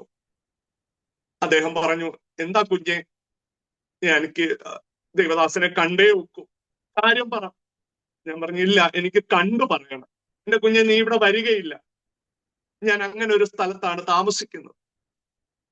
ഞാൻ പറഞ്ഞു, ഇല്ല പാസ്റ്റർ, എനിക്ക് വന്ന് കണ്ടേ മതിയാകും, എനിക്ക് പ്രാർത്ഥിച്ചേ മതിയാകും. കുഞ്ഞിനോട് പറഞ്ഞ കുഞ്ഞിന് മനസ്സിലാകത്തില്ലേ? നാളെ രാവിലെ വാ. നാളെ രാവിലെ വരെ ഞാൻ ജീവിച്ചിരിക്കുകയില്ല, എന്റെ ഹൃദയം പൊട്ടും. ഞാൻ വണ്ടി സ്റ്റാർട്ട് ചെയ്തു, ഞാൻ യാത്ര ചെയ്യുകയാണ്. ഇടയ്ക്ക് ഞാൻ അദ്ദേഹത്തെ വിളിച്ചു, ഞാൻ അങ്ങോട്ട് വരികയാണ്. നീ എവിടാന്ന് പറഞ്ഞുകൊണ്ടാ വരുന്നത്? ഇവിടെ ജനമില്ലാത്ത സ്ഥലമാണ്, റബ്ബർ മാത്രമേ ഉള്ളൂ. എന്നാലും അദ്ദേഹം ഒരു അടയാളം പറഞ്ഞു തന്നു. ആ അടയാളം അനുസരിച്ച് ഞാൻ അങ്ങോട്ട് പോയി. അദ്ദേഹം പറഞ്ഞത് അക്ഷരാർത്ഥത്തിൽ ശരിയാണ്. ഒരു മനുഷ്യനോ ഒരു കടകളോ ഒന്നുമില്ല, രാത്രി സമയവുമായി. എന്നാൽ അദ്ദേഹം പറഞ്ഞതനുസരിച്ച് ഒരു വലിയ ബോർഡുണ്ട്, ഒരു ഹോളോ ബ്രിക്സ് ഉണ്ടാക്കുന്നത്. ഞാൻ നോക്കിയിട്ട് വലിയ ബോർഡൊന്നും കണ്ടില്ല, ഏതാണ്ട് ഒരു ചെറിയ ബോർഡ്, ഇത്രയുള്ള ഒരു ബോർഡേ കണ്ടോളൂ. അദ്ദേഹത്തിന്റെ കാഴ്ചയിൽ അത് വലുതായിരുന്നു, പക്ഷെ എനിക്കത് വളരെ ചെറുതായിട്ടാ തോന്നിയത്. അവിടെ ഒരു മനുഷ്യനുണ്ടായിരുന്നു. ഞാൻ അദ്ദേഹത്തോട് ചോദിച്ചു, ഇന്ന ദൈവദാസന്റെ വീട് എവിടെയാണെന്നൊന്ന് പറഞ്ഞു തരാമോ? സുഹൃത്തെ, നിങ്ങള് ആ ദൈവദാസന്റെ വീട്ടിന്റെ മുൻവശത്താണ് നിൽക്കുന്നത്. ഞാൻ വിശ്വസിക്കുന്നു ദൈവം ഒരാളെ അവിടെ ഇറക്കിയത്. ദൈവത്തിന് സ്തോത്രം. ഞാൻ അദ്ദേഹത്തെ വിളിക്കാതെ ഭവനത്തിലേക്ക് കയറി ചെന്നു. അദ്ദേഹത്തിന് ഭയങ്കര അതിശയമായി പോയി. പായിട്ട് തന്നു, എന്തു കുടിക്കുന്നു? ഞാൻ പറഞ്ഞു, എനിക്കൊരു ഗ്ലാസ് പച്ചവെള്ളം മതി. ഞാനത് കുടിച്ചു. അവിടെ ഇരുന്നു ഞാൻ എന്റെ വിഷയത്തെ പറഞ്ഞു. എന്നോട് ചോദിച്ചു, നീ പാപം ചെയ്തിട്ടുണ്ടോ കുഞ്ഞെ? ഞാൻ പറഞ്ഞു, ഞാൻ എന്റെ ദൈവത്തെ വിളിക്കാൻ സമയം കണ്ടെത്തിയില്ല. നീ പ്രാർത്ഥിക്ക്, നീ മടങ്ങി വാ, നിന്റെ നിരപരാധിത്വം തമ്പുരാൻ തെളിയിക്കും. അദ്ദേഹം പ്രാർത്ഥിച്ചു. അല്പകാലതാമസമാണെങ്കിലും നിന്നെ വിടുവിപ്പാൻ ദൈവം ശക്തനാണ്, നീ അത് വിശ്വസിച്ചാൽ മതി. ഇയ്യോബിന്റെ പുസ്തകം 14-ാം അധ്യായം അതിന്റെ 7-ാമത്തെ തിരുവചനം അദ്ദേഹം പറയുകയുണ്ടായി, ഒരു വൃക്ഷമായിരുന്നാൽ പ്രത്യാശയുണ്ട്. നീ വൃക്ഷമാണോ കുഞ്ഞെ? നിനക്ക് ഫലം പുറപ്പെടുവിക്കുവാൻ കഴിയുമോ? ദൈവദാസനെ, കർത്താവേ, എനിക്ക് കഴിയും. അദ്ദേഹം പറഞ്ഞു, നീ ഭയപ്പെടേണ്ട, കർത്താവ് വെട്ടിയതാ, പൊട്ടിക്കിളിക്കാനാ വെട്ടിയത്. എന്നെ കേൾക്കുന്ന ആരെങ്കിലും ഇതുപോലെ വെട്ടലേറ്റിരിക്കുന്നുണ്ടോ? കർത്താവ് വെട്ടിയവരായിട്ടുള്ള ആരെങ്കിലും ഉണ്ടോ? എന്നെ വിടുവിച്ച ദൈവം, എന്നെ പൊട്ടിക്കിളിർപ്പിച്ച ദൈവം നിങ്ങൾക്കും അതൊരു പൊട്ടിക്കിളിർപ്പായി, ഇളം കൊമ്പ് വിടരാനായി, അതിനകത്തുനിന്ന് ഫലം കായ്ക്കാനായി ദൈവം സഹായിക്കുക. 16 ദിവസം കഴിഞ്ഞപ്പോൾ വലിയ കാലതാമസം ഉണ്ടാകുമെന്ന് അദ്ദേഹം പറഞ്ഞത് അത് കേട്ട് ഞാൻ നിന്നെ ദൈവം വിടുവിക്കുമെന്ന് പറഞ്ഞ് കേട്ട് വളരെ സന്തോഷത്തോടെ വളരെ തണുപ്പോടുകൂടി ഞാൻ വീട്ടിൽ വന്നു. 16 ദിവസം കഴിഞ്ഞപ്പോൾ എന്റെ മുതലാളിക്ക് 1,16,00,000 അല്ല കേട്ടോ തിരികെ വന്നത്. ഡോളറിന്റെ റേറ്റ് മാറി. ആ 16 ദിവസത്തെ പലിശയും കൂടെ ചേർത്ത് എന്റെ ദൈവം കൊടുപ്പാനിട വന്നു. നാം സേവിക്കുന്നത് ചെവിയുള്ള ദൈവത്തെയാണ്. നാം സേവിക്കുന്നത് കുറുകിപ്പോയ കൈയുള്ളവനല്ല. ദൈവത്തിന്റെ നാമം മഹത്വപ്പെടേണ്ടതിന് ചില വെട്ടുകൾ കിട്ടുന്നത് നല്ലതാണെന്ന് ഞാൻ എന്റെ ജീവിതത്തിലൂടെ മനസ്സിലാക്കി. എന്തിനെന്നാൽ എന്റെ കൂട്ടായ്മയിലേക്ക് കടന്നു വരുന്നവരെ ആശ്വസിപ്പിക്കേണ്ടതിനും അവർക്ക് വചനം പറഞ്ഞു കൊടുത്ത് അവരെ ഉറപ്പിക്കേണ്ടതിനും ഞാൻ ആ വഴിയിൽ കൂടെ കടന്നു പോയാലേ മതിയാകുമെന്ന് ഞാൻ അന്ന് മനസ്സിലാക്കിയില്ല. ഇന്ന് ഞാൻ മനസ്സിലാക്കുന്നു, ശുശ്രൂഷയിലായപ്പോൾ മനസ്സിലാക്കുന്നു. സമാന രീതിയിലുള്ളവർ കടന്നു വരുമ്പോൾ അവരെ ആശ്വസിപ്പിക്കേണ്ടതിന് ഇത് വന്നു ഭവിച്ചത് നന്നായി. ദൈവത്തെ സ്നേഹിക്കുന്നവർക്ക്, നിർണയപ്രകാരം വിളിക്കപ്പെട്ടവർക്ക് തന്നെ സകലതും നന്മയ്ക്കായി കൂടി വ്യാപരിക്കുമെന്നുള്ള ദൈവവചനം ഉറപ്പിക്കാനായി ഇത് സംഭവിച്ചു. ഞാൻ പിന്നെ അവിടെ നിന്നില്ല. ഞാൻ കൊല്ലം റെയിൽവേ സ്റ്റേഷനിലെ ഒരു ബുക്ക് സ്റ്റാളില് ജോലിക്ക് കയറി. അവിടെ വെച്ച് അനേകരോട് സുവിശേഷം പറയുവാനും 1-2 പേരെ സ്നാനപ്പെടുത്തുവാനും കർത്താവ് കൃപ തന്നു. അതിലൊരാൾ ഇന്നും എന്റെ കൂട്ടായ്മയിലേക്ക് കടന്നു വരുന്നു. അവിടെ ഇരിക്കുമ്പോഴാണ് ഞാൻ 21 ദിവസം ഉപവസിക്കുന്നത്. ഉപവാസത്തിന്റെ ഒടുക്കത്തെ ദിവസം ഞാനൊരു തീരുമാനമെടുത്തു. എന്നെ വിടുവിച്ച ദൈവം, എന്റെ കുടുംബത്തെ മാനിച്ച ദൈവം, എനിക്ക് തലമുറകളെ തന്ന ദൈവം, എന്റെ തലമുറകളെ സൗഖ്യമാക്കിയ ദൈവം, ആ ദൈവത്തിന് വേണ്ടി ഞാൻ എന്താ ചെയ്യേണ്ടത്? ഞാൻ ഇത്രയും പറഞ്ഞത് ദൈവം എനിക്ക് ചെയ്ത സാക്ഷ്യമാണ്. ഇനി നമുക്കൊരു സാക്ഷ്യം ഉണ്ടാകണമല്ലോ. അതല്ലേ വേണ്ടത്. എനിക്ക് എന്ത് ചെയ്യാൻ കഴിയും കർത്താവിന് വേണ്ടി? ദൈവരാജ്യത്തിന് വേണ്ടി ഞാൻ എന്ത് ചെയ്യും? ഞാൻ ഉറച്ച തീരുമാനമെടുത്തു. ദൈവശബ്ദം കേട്ടു. ഞാന് പുനലൂർ ബഥേൽ ബൈബിൾ കോളേജിലേക്ക് കടന്നു പോകുവാൻ ദൈവം കൃപ ചെയ്തു. അതിനായി 2 ദൈവദാസന്മാരെ ദൈവം ഒരുക്കി. ഞാൻ ഒരു നയാ പൈസ ഫീസ് കൊടുക്കാൻ ദൈവം അനുവദിച്ചില്ല.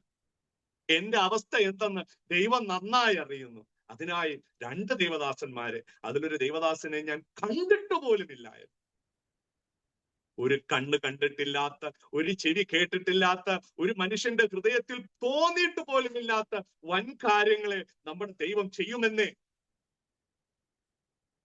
അവൻ അത്ഭുത മന്ത്രിയാണ്. അവൻ വീര്യം പ്രവർത്തിക്കുന്ന ദൈവമാണ്. ഇന്നും ജീവനുള്ളവനാണ്. എന്നേക്കും അനന്യനാണ്. ആ ദൈവത്തെ സേവിക്കാൻ കിട്ടിയ മഹാഭാഗ്യത്തെ ഓർത്ത് ഞാൻ ദൈവത്തെ സ്തുതിക്കുകയാണ്, സ്തോത്രം ചെയ്യുകയാണ്.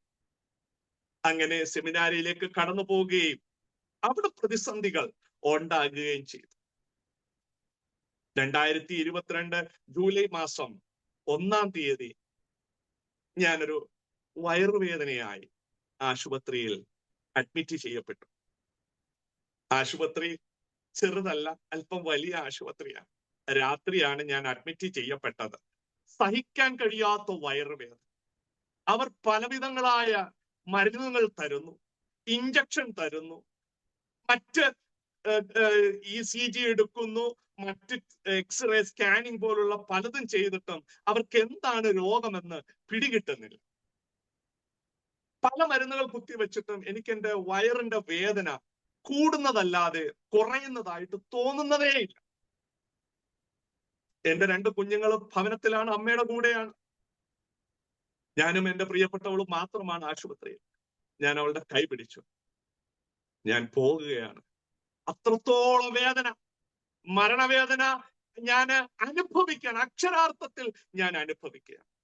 എന്റെ പ്രിയപ്പെട്ടവൾ പറഞ്ഞു, പലതും കേട്ടിട്ടില്ലേ? നിങ്ങൾക്ക് ശുശ്രൂഷയുണ്ടെന്ന് നിങ്ങൾ കേട്ടിട്ടില്ലേ? നിങ്ങൾക്ക് ദൈവവേല ചെയ്യണമെന്ന് നിങ്ങൾ കേട്ടിട്ടില്ലേ? നിങ്ങൾക്ക് വലിയ ശുശ്രൂഷകൾ കർത്താവ് വച്ചിട്ടുണ്ടെന്ന് കേട്ടിട്ടില്ലേ? അനേകരെ വിശ്വാസത്തിലേക്ക് കൊണ്ടുവരുമെന്ന് നിങ്ങൾ കേട്ടിട്ടില്ലേ? പിന്നെ എങ്ങനെയാ നിങ്ങൾ മരിക്കുന്നത്? എനിക്കത് കേട്ടപ്പോൾ ഒത്തിരി തണുപ്പുണ്ടായി. 4 മണി വരെ ഞാൻ ആ ആശുപത്രിയെ ഇളക്കി മറിച്ചു. ഞാൻ പറഞ്ഞു, വലിയ ആശുപത്രി, ആർക്കും ഉറങ്ങാൻ കഴിഞ്ഞില്ല. എന്റെ ബഹളവും ശബ്ദവും വേദനയുടെ ബുദ്ധിമുട്ടും കാരണം 4 മണിയായപ്പോൾ ഞാൻ മെല്ലെ ഉറക്കത്തിലേക്ക് തെന്നി. പിറ്റേ ദിവസം അവർ വലിയ സ്കാനിങ്ങിന് എഴുതി. ആ സ്കാൻ ചെയ്തപ്പോൾ എന്റെ പാൻക്രിയാസ്, പിന്നെ ഗാൽ ബ്ലാഡറും ഒക്കെ കല്ലുകൊണ്ട് നിറഞ്ഞിരിക്കുന്നു. അതുകൊണ്ട് ഇത് റിമൂവ് ചെയ്തേ പറ്റൂ. വളരെ പെട്ടെന്ന് അത് ചെയ്തില്ലെങ്കിൽ വിഷയമാകുമെന്ന് പറഞ്ഞു. ബില്ലിന്റെ വലിപ്പം കണ്ടപ്പോൾ ഞാൻ പറഞ്ഞു, ഞാൻ തൊട്ടടുത്താണ് താമസിക്കുന്നത്, ഞാൻ ഡെയിലി വന്ന് ഇഞ്ചക്ഷൻ എടുക്കുകയും മരുന്ന് വാങ്ങിയിട്ടുള്ളൂ. വേണ്ട, ഇനി നിങ്ങൾ വരണ്ട. ഇനി നിങ്ങൾ 1 മാസക്കാലത്തേക്ക് മരുന്ന് കഴിച്ചിട്ട് പിന്നെ പ്രശ്നം ഉണ്ടാകുന്നെങ്കിൽ വന്നാ മതി. എന്റെ കൂടെ സ്കൂളിൽ പഠിച്ച സുഹൃത്തുക്കളിൽ 5 പേർ മെഡിക്കൽ ഡോക്ടർമാരാണ്. അതിൽ ESIയിൽ വർക്ക് ചെയ്തിരുന്ന ഒരു മനുഷ്യനോട്, എന്റെ സുഹൃത്തിനോട് ഞാൻ ഈ സ്കാനിങ് റിപ്പോർട്ടും മറ്റുമൊക്കെ അയച്ചു കൊടുത്തപ്പോൾ അദ്ദേഹം പറഞ്ഞത്, ജനാർദ്ദന, 3 മാസത്തിനപ്പുറത്തേക്ക് പോകത്തില്ല, പ്രശ്നമാ, ഓപ്പറേഷൻ ചെയ്തോ, സർജറിക്ക് വിധേയനായിക്കോ, പെട്ടെന്ന് കാര്യങ്ങൾ ക്രമീകരിച്ചു. അത് കേട്ടപ്പോ എനിക്കൊരു വിഷമം ഉണ്ടായി. ഞാൻ മറ്റൊരു ഡോക്ടറിനെ തിരുവനന്തപുരത്ത് ബുക്ക് ചെയ്ത് പോയി കാണുവാനും അദ്ദേഹത്തെ കൺസൾട്ട് ചെയ്യാനും ഒക്കെ ഇടവന്നു. അദ്ദേഹം പറഞ്ഞു, ഇത്രയും പൈസയൊക്കെ ചെലവാക്കിയില്ലേ, ഒരു സ്കാൻ കൂടെ ചെയ്തൂടെ? ഞാൻ പറഞ്ഞു, ചെയ്യാം. എന്റെ സഹധർമ്മിണി പറഞ്ഞു, ചെയ്യാം. ഞങ്ങൾ അവിടെ തന്നെ സ്കാൻ ചെയ്തു. എന്റെ രോഗവിവരങ്ങൾ അദ്ദേഹത്തോട് പറഞ്ഞു. അദ്ദേഹം പറയുന്നത്, നിങ്ങൾ പറയുന്ന രോഗലക്ഷണങ്ങളും നിങ്ങളുടെ ശരീരവും ഈ സ്കാനിങ് റിപ്പോർട്ടുകളും, 3 സ്കാൻ റിപ്പോർട്ടാണ്, ഈ റിപ്പോർട്ടുകൾ തമ്മിൽ യാതൊരു ബന്ധവുമില്ല. നിങ്ങൾ പറയുന്നതും നിങ്ങളുടെ ശരീരവുമായി ഒരു ബന്ധവുമില്ല, നിങ്ങളുടെ റിപ്പോർട്ടുമായി ഒരു ബന്ധവുമില്ല. അപ്പോഴെനിക്ക് മനസ്സിലായി ഇത് രോഗമല്ല, ഇത് പ്രാർത്ഥിച്ചേ മതിയാകും. എന്നാലും അദ്ദേഹം കുറച്ച് മരുന്ന് തന്നു, 5 മാസം കഴിക്കണമെന്ന് പറഞ്ഞു. അത് കഴിച്ചു തുടങ്ങി. 2022 ജൂലൈയിലാണ് അത് സംഭവിച്ചത്. ഇന്നുവരേക്കും വയറുവേദന എന്നൊരു വിഷയം എന്റെ ജീവിതത്തിൽ കടന്നു വന്നില്ല. ഇന്ന് ഞാൻ മനസ്സിലാക്കുന്നു, ഒരു വേദനയായി ഒരു മനുഷ്യൻ വന്നാൽ, ഒരു വേദനയായി ഒരു സ്ത്രീ വന്നാൽ, ഒരു ദൈവ പൈതൽ വന്നാൽ, അവർക്ക് വേണ്ടി പ്രാർത്ഥിപ്പാൻ വേദന എന്തെന്ന് എന്നെ അറിയിക്കേണ്ടതിന് എന്റെ ദൈവം എന്റെ ശരീരത്തിനകത്ത് അത് ഇട്ട് തന്നു. വേദന എന്തെന്ന് ഞാൻ അറിയണം, അനേകർക്ക് വേണ്ടി പ്രാർത്ഥിക്കേണ്ടതിന്, അനേകർക്ക് വേണ്ടി ഇടിവിൽ നിൽക്കേണ്ടതിന്, വേദന എന്തെന്ന് ഞാൻ തിരിച്ചറിയേണ്ടതിന് ദൈവം അത് തന്നത് ഓർത്ത് ഞാൻ ദൈവത്തെ സ്തുതിക്കുകയാണ്. അയ്യോ, ഈ പാസ്റ്റർ എന്താണ്, ഈ ദൈവദാസൻ എന്താ വേദന വന്നതിന് സ്തുതിക്കുന്നത്? അതെ, ഞാൻ എന്റെ ദൈവത്തെ സ്തുതിക്കും. ഞാൻ എല്ലാ കാലത്തും ഞാൻ ദൈവത്തെ സ്തുതിക്കും, ഞാൻ സ്തോത്രം ചെയ്യും. എന്തെന്നാൽ പാതാള കുഴിയിൽ കിടന്ന ദൈവം ആരെന്ന് തിരിച്ചറിയാൻ കഴിയാത്ത, ദൈവം എന്തെന്ന് തിരിച്ചറിയാൻ കഴിഞ്ഞാത്ത മന്ത്രവാദവും ജ്യോതിഷന്മാരോടും അമ്പലത്തിലും പള്ളികളിലും ദൈവത്തെ അന്വേഷിച്ച് നടന്ന എന്നെ ദൈവം എന്റെ ജീവിതയാത്രയിൽ കൈകാട്ടി നിർത്തിയിട്ട് അതിനകത്ത് എന്നെ കൂടെ ചേർത്തതോർത്ത് ഞാൻ സ്തുതിക്കും, സ്തോത്രം ചെയ്യും. കാലങ്ങൾ മുന്നോട്ട് പോയി, എന്റെ സെമസ്റ്റർ കട്ടായി പോയി. പിന്നെ വേദാഭ്യാസം മുന്നോട്ട് കൊണ്ടുപോകാൻ കഴിയാത്ത അവസ്ഥ, പോരാട്ടങ്ങൾ, വെല്ലുവിളികൾ, പണമെല്ലാം അടച്ചു കഴിഞ്ഞു. വീണ്ടും ശക്തമായി സെമിനാരിയിൽ പോകുവാൻ കർത്താവ് ഇട തന്നു. ഒരു സബ്ജക്റ്റിന് പോലും തോറ്റുപോകാൻ കർത്താവ് അനുവദിച്ചില്ല. ഞാൻ കടന്നു വന്നത് ഒരു ക്രൈസ്തവ പശ്ചാത്തലത്തിലല്ല, ഞാൻ കടന്നു വന്നത് ഒരു പെന്തക്കോസ്ത് പശ്ചാത്തലത്തിലല്ല. എന്നെ ഉയർത്തുകയല്ല, എന്റെ ദൈവത്തെ ഉയർത്തുകയാണ്. ഒരുവന് ജ്ഞാനം കുറവെങ്കിൽ ദൈവത്തോട് ചോദിച്ചു കൊള്ളുക, അവൻ ഔദാര്യമായി തരും.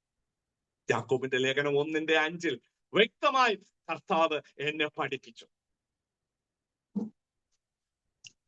അത് കഴിഞ്ഞ് കർത്താവിന്റെ വേല ചെയ്യുവാൻ ഞാൻ എന്നെ തന്നെ സമർപ്പിച്ചു, സകലതും വിട്ടുകളഞ്ഞു. ഞാൻ അങ്ങനെ അസംബ്ലീസ് ഓഫ് ഗോഡിൽ ഞാൻ അപേക്ഷ കൊടുക്കുകയും ഞാനിപ്പോൾ ആയിരിക്കുന്ന ആദിച്ചനെല്ലൂരിൽ കടന്നു വന്ന് കർത്താവിന്റെ വേല ചെയ്യുന്നു. ഇവിടെയും പ്രതിസന്ധികൾ കുറയുകയല്ല, വർദ്ധിച്ചു വരികയാണ് ചെയ്തത്. നോക്കണേ, കർത്താവ് സ്നാനപ്പെട്ടു, കർത്താവിനെ മരുഭൂമിയിലേക്ക് ആത്മാവ് കൊണ്ടുപോയി. നാം ലൂക്കോസിന്റെ സുവിശേഷം വായിക്കുമ്പോൾ അനുദിനവും കർത്താവിനെ പരീക്ഷിച്ചു എന്നാണ്. അങ്ങനെയെങ്കിൽ നമുക്കതില്ലയോ? നമ്മുടെ രക്ഷിതാവും നമ്മുടെ കർത്താവും നമ്മുടെ വീണ്ടെടുപ്പുകാരനുമായ കർത്താവ് അത്രയും അനുഭവിച്ചുവെങ്കിൽ നാമും ആ കഷ്ടതയിൽ കൂടെ കടന്നു പോയാൽ മാത്രമേ ദൈവരാജ്യത്തിൽ എൻട്രി ഉള്ളൂ. ഞാനത് ഉറച്ചു വിശ്വസിക്കുന്നു. ഇവിടെ വേല തുടങ്ങിയതിന്റെ അന്നു മുതൽ പ്രതികൂലങ്ങളും പ്രയാസങ്ങളും ബുദ്ധിമുട്ടുകളും. ഞാൻ ആയിരിക്കുന്നത് വലിയ ഒരു പറമ്പിനകത്തുള്ള ചെറിയൊരു വീട്ടിനകത്താണ്. ഉരകങ്ങൾ, ഇഴജന്തുക്കൾ കാരണം വലിയ പ്രശ്നങ്ങൾ. ഞാൻ ജനിച്ചു വളർത്തപ്പെട്ടത് ടൗണിലാണ്. ഇങ്ങനെയുള്ള കാര്യങ്ങളൊന്നും ഞങ്ങൾ കണ്ടിട്ടോ കേട്ടിട്ടോ പോലുമില്ല. എനിക്കത് വലിയ വിഷമമായി തോന്നി. ഒരു ദിവസം എന്റെ ഭവനത്തിന്റെ പിറകുവശം വലിയ ഒരു ഇഴജന്തു വരികയും അത് അവിടുന്ന് മാറാതെ നിൽക്കുകയും ചെയ്തു. ഞാൻ 2 കൽപ്പിച്ച് അതിന്റെ അടുത്ത് ചെന്നു.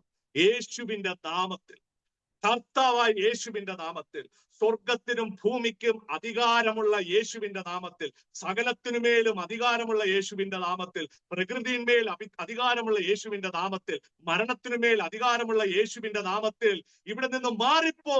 ഇനി മേലാൽ ഇതിനകത്ത് കടക്കരുത്. ഇത് ദൈവ പൈതൽ താമസിക്കുന്ന, ശുശ്രൂഷ ചെയ്യുന്ന ഭവനമാണ്. നിനക്കിവിടെ എൻട്രി ഇല്ല. ഞാൻ വിശ്വാസത്തോടെ അത് പറഞ്ഞു തീർന്നതും അത് ഇഴഞ്ഞ് മതിലിനകത്തൂടെ കയറി അപ്പുറത്തേക്ക് കടന്നുപോയി.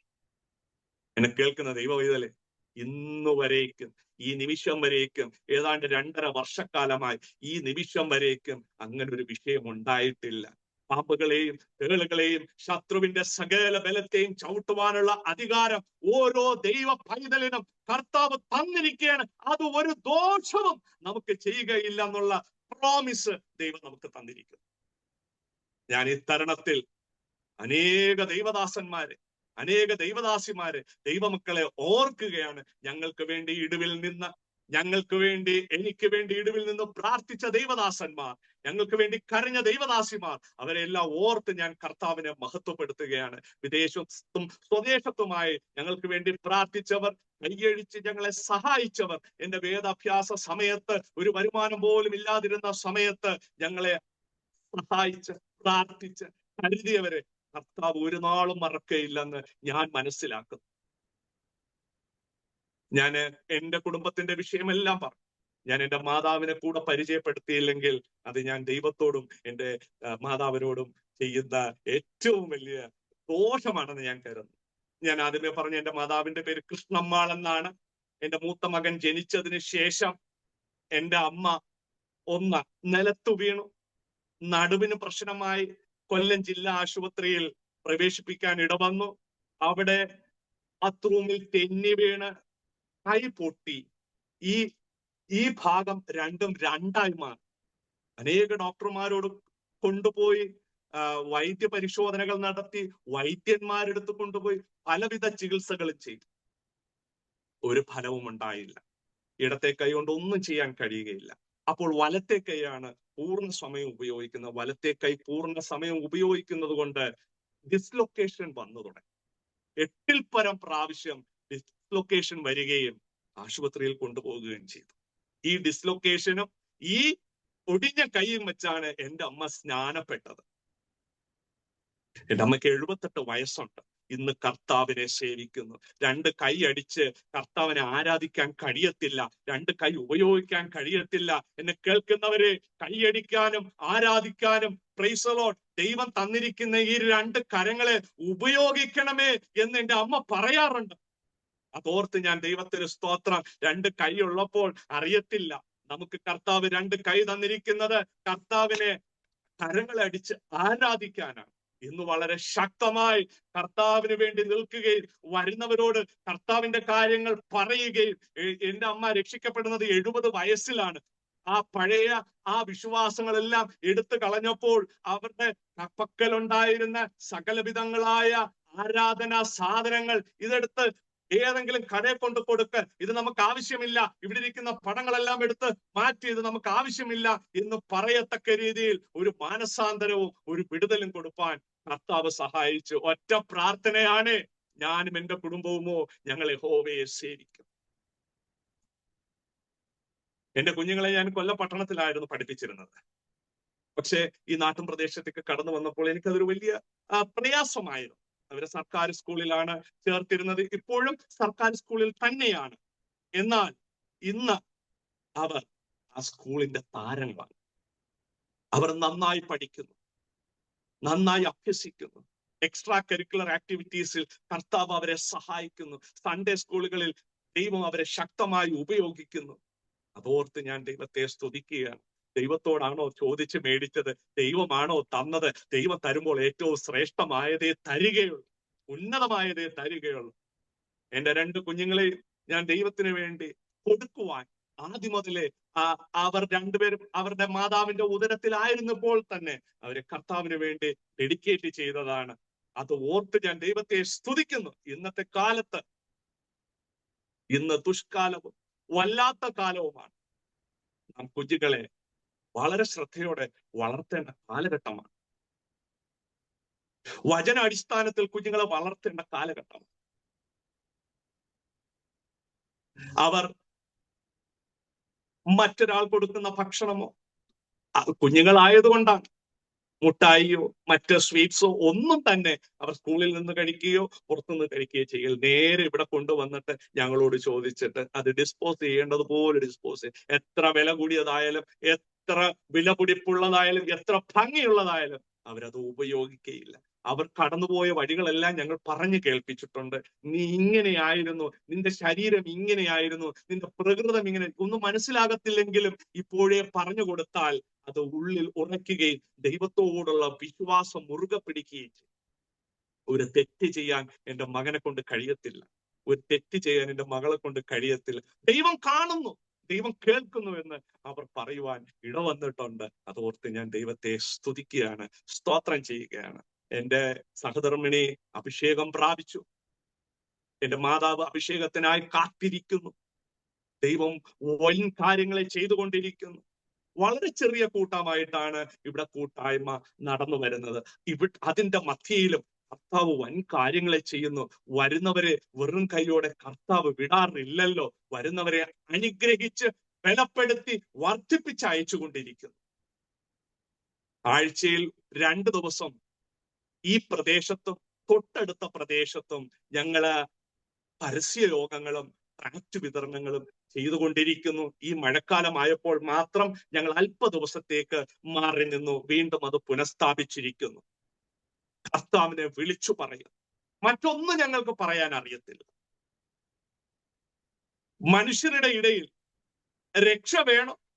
ആകാശത്തിന്റെ കീഴിൽ മനുഷ്യരുടെ ഇടയിൽ നൽകപ്പെട്ടിട്ടുള്ള ഒരേ ഒരു നാമമേ ഉള്ളൂ. സാക്ഷാൽ യേശുക്രിസ്തുവിന്റെ നാമമാണെന്ന് ശക്തമായി ലജ്ജയില്ലാതെ വിളിച്ചു പറയാൻ കർത്താവ് ഉപയോഗിക്കുന്നത് ഓർത്ത് ദൈവത്തെ സ്തുതിക്കുകയും സ്തോത്രം ചെയ്യുകയും ചെയ്യും. എന്റെ ഭാര്യ കുടുംബം അവർ ശക്തമായ ഹൈന്ദവ പശ്ചാത്തലത്തിൽ നിൽക്കുന്നവരാണ്. ഞങ്ങൾ ഇങ്ങനെ വിശ്വാസത്തിൽ വന്നതുകൊണ്ട് അവർക്ക് ഒത്തിരി വിഷമമുണ്ടായി.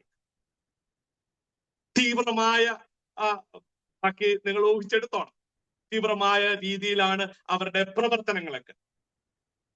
എന്നാൽ എന്റെ മകൾ ഇങ്ങനെ ആയിപ്പോയി. എന്ത് എന്ന് അവരോട് വിശദീകരിച്ചു കൊടുക്കാനും ജീവനുള്ള ദൈവം ഇതാണെന്ന് പറഞ്ഞു കൊടുക്കാനും ഞങ്ങൾക്കിട വന്നു. അവിടെ വച്ചിരുന്ന ഒരു വലിയ പ്രതിമയുണ്ട് വീടിന്റെ ഫ്രണ്ടിൽ, എന്റെ സഹധർമ്മിണിയുടെ കുടുംബ വീട്ടിൽ. അത് ഞങ്ങൾ പറഞ്ഞപ്പോൾ അത് അവിടുന്ന് എടുത്തു മാറ്റുവാൻ എന്റെ ഭാര്യ പിതാവിന് ഇഷ്ടം തോന്നി. ഇന്നവർ വിശ്വാസത്തിലല്ല, പക്ഷെ ഞങ്ങൾ വിശ്വസിക്കുന്നു അവർ വിശ്വാസത്തിലേക്ക് കടന്നു വരും. ഒത്തിരി പ്രയാസങ്ങളുണ്ടായി, ഒത്തിരി വാഗ്വാദങ്ങളുണ്ടായി. എന്നാലും എന്റെ ഭാര്യ കർത്താവിന്റെ ഭാഗത്ത് നിന്ന് വ്യതിചലിച്ചില്ല. എന്തെന്നാൽ സത്യം എന്തെന്ന് തിരിച്ചറിഞ്ഞു. അല്പ കാലഘട്ടം എടുത്തു, പക്ഷെ വിശ്വാസത്തിൽ ഉറച്ചു നിൽക്കുന്നു. എന്റെ മൂത്ത പൈതൽ എന്റെ സഹധർമ്മിണിയുടെ വയറ്റിനകത്തായിരുന്നപ്പോൾ ഡെലിവറിയുടെ 2 ദിവസം മുന്നേ തിളച്ച എണ്ണ മറിഞ്ഞ് കൈകളിൽ കൂടെ എല്ലാം വീണ് കൈയെല്ലാം പൊള്ളി വയറിൽ വീഴാൻ ദൈവം അനുവദിച്ചില്ല.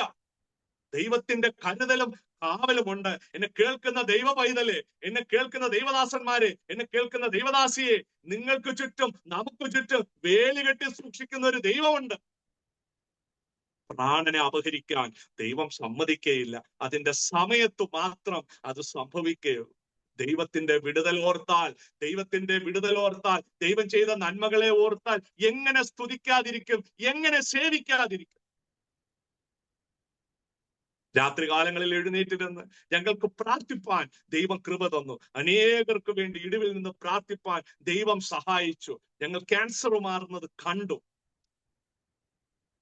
ഒരു പൈതൽ, ഒരു ദൈവ പൈതൽ എന്നോട് വിളിച്ചു ചോദിച്ചു, നമ്മുടെ ദൈവത്തിന് പുതിയ ലങ്സ് കൊടുക്കാൻ കഴിയുമോ?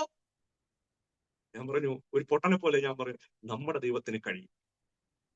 ഞങ്ങൾ പ്രാർത്ഥിച്ചു, അനേകരോട് പറഞ്ഞു പ്രാർത്ഥിപ്പാൻ. എല്ലാവരും പ്രാർത്ഥിച്ചു. ദൈവത്തിന് സ്തോത്രം. ഇന്നും മയ്യനാട് എന്നുള്ള പ്രദേശത്തിൽ ആ മനുഷ്യൻ ജീവനോട് ഇരിക്കുന്നു. നമ്മുടെ ദൈവത്തിന് റീപ്ലെനിഷ് ചെയ്യാൻ കഴിയും. ആന്തരിക അവയവങ്ങളെ കൊടുക്കുവാൻ കഴിയും. മാനസാന്തരപ്പെട്ട് അവന്റെ സന്നിധിയിലേക്കൊന്ന് കടന്നു വന്നാൽ മതി. അവനെ വിശ്വസിച്ചാൽ മതി. വിശ്വസിച്ചാൽ ദൈവത്തിന്റെ മഹത്വം കാണും. വചനമൊന്ന് അനുസരിച്ചാൽ മതി. അതേ മയ്യനാട്ടിൽ ഒരു യുവതി ക്യാൻസറായി ഞങ്ങളെ വിളിച്ചു. മറ്റാരെയും വിളിക്കാൻ അവർക്ക് വയ്യ, അറിയത്തില്ല. ഞങ്ങളെ വിളിച്ചു, ഞങ്ങൾ പ്രാർത്ഥിച്ചു. ദൈവം അത്ഭുതം ചെയ്തു. ഞങ്ങളുടെ പ്രാർത്ഥനയല്ല, ദൈവം കണ്ടത്. ഞങ്ങളുടെ ഹൃദയ നുറുക്കത്തെ കണ്ടു, അവരുടെ ഹൃദയ നുറുക്കത്തെ കണ്ടു, വിശ്വാസത്തെ കണ്ടു, ദൈവ വചനത്തിലുള്ള ആഴത്തെ കണ്ട് ദൈവം മനസ്സലിഞ്ഞു. ഇന്ന് ആ സഹോദരി വിവാഹത്തിനായി ഒരുങ്ങുന്നു. ദൈവം എത്ര വലിയവനാണ്. ഞാന് എന്റെ കൂട്ടായ്മയിലേക്ക് കടന്നു വന്ന അലൻ എന്ന ആ സഹോദരനിലേക്ക് ഒന്ന് കടക്കട്ടെ. ഇവിടെ അടുത്താണ് കൊട്ടിയം എന്ന് പറയുന്ന സ്ഥലം. അവിടെ ലുലു എന്ന പേരുള്ള ഒരു ഹൈപ്പർ മാർക്കറ്റ് ഉണ്ട്, അവിടെ ഒരു ഫുഡ് കോർട്ട് ഉണ്ട്. അവിടെ ജോലി ചെയ്തിരുന്ന ഒരു മകനാണ് അലൻ. ഞാന് അതിന്റെ ഓപ്പണിങ്ങുമായി, ആ ലുലു മാളിന്റെ ഓപ്പണിങ്ങുമായി ബന്ധപ്പെട്ട് എന്റെ കുഞ്ഞുങ്ങളെ ഞാൻ ഇങ്ങോട്ടും കൊണ്ടുപോയിട്ടില്ല, കൊണ്ടുപോകാൻ കഴിയത്തില്ല, അങ്ങനെയുള്ള വിഷയങ്ങളാണ്. പക്ഷെ ഇങ്ങനെ ഒരു സ്ഥാപനം വരുമ്പോൾ അവിടെയെങ്കിലും കൊണ്ടുപോകാമല്ലോ എന്ന് വിചാരിച്ച് ഞങ്ങൾ 4 പേരും കൂടെ, ഞാനും എന്റെ സഹധർമ്മിണി 2 കുഞ്ഞുങ്ങളുമായി എന്റെ സ്കൂട്ടറിൽ കടന്നു പോവുകയും ആ മുകളിൽ കയറി, ഏറ്റവും മുകളിൽ കയറിയപ്പോൾ അവിടെ ഒരു ഐസ്ക്രീം പാർലർ ഉണ്ടായിരുന്നു. ഞാൻ അടുത്തേക്ക് ചെന്നു. കണ്ട മാത്രയിൽ തന്നെ മനസ്സിലായി ഞാനൊരു ദൈവദാസനാണെന്നും അവനൊരു ദൈവ പൈതലാണ്. ഒരു ഐസ്ക്രീം വാങ്ങി എന്റെ 2 കുഞ്ഞുങ്ങളും കൂടെ കഴിച്ചു. ഞാൻ ആ പൈതലിനോട് ചോദിച്ചു, ആരാധനയ്ക്ക് പോകാറുണ്ടോ? ഇല്ല പാസ്റ്ററെ, ഇതുവരെ എനിക്ക് ഇവിടെ ഒരു ആരാധനാലയം കിട്ടിയില്ല. ഞാന് വളരെ സന്തോഷത്തോടു കൂടി എന്റെ എനിക്ക് തന്നിരിക്കുന്ന ആലയത്തിലേക്ക്, എനിക്ക് ദൈവം തന്നിരിക്കുന്ന കൂട്ടായ്മയിലേക്ക് ക്ഷണിച്ചു. ഞാൻ ഒന്നാമത് ആളില്ലാതെ വളരെ ഭാരപ്പെട്ടിരിക്കുകയായിരുന്നു.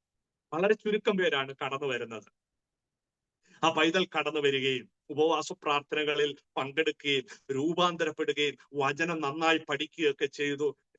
അവരോടുള്ള ദൂതുകളെല്ലാം ദൈവം അറിയിച്ചു. ഇവിടെ ഉപവാസ പ്രാർത്ഥനയ്ക്ക് എന്റെ സുഹൃത്തുക്കളായ ദൈവദാസന്മാർ കടന്നു വരികയും ഒക്കെ ചെയ്ത് വേദ പഠനങ്ങളെല്ലാം ചെയ്യുകയും ചെയ്തു.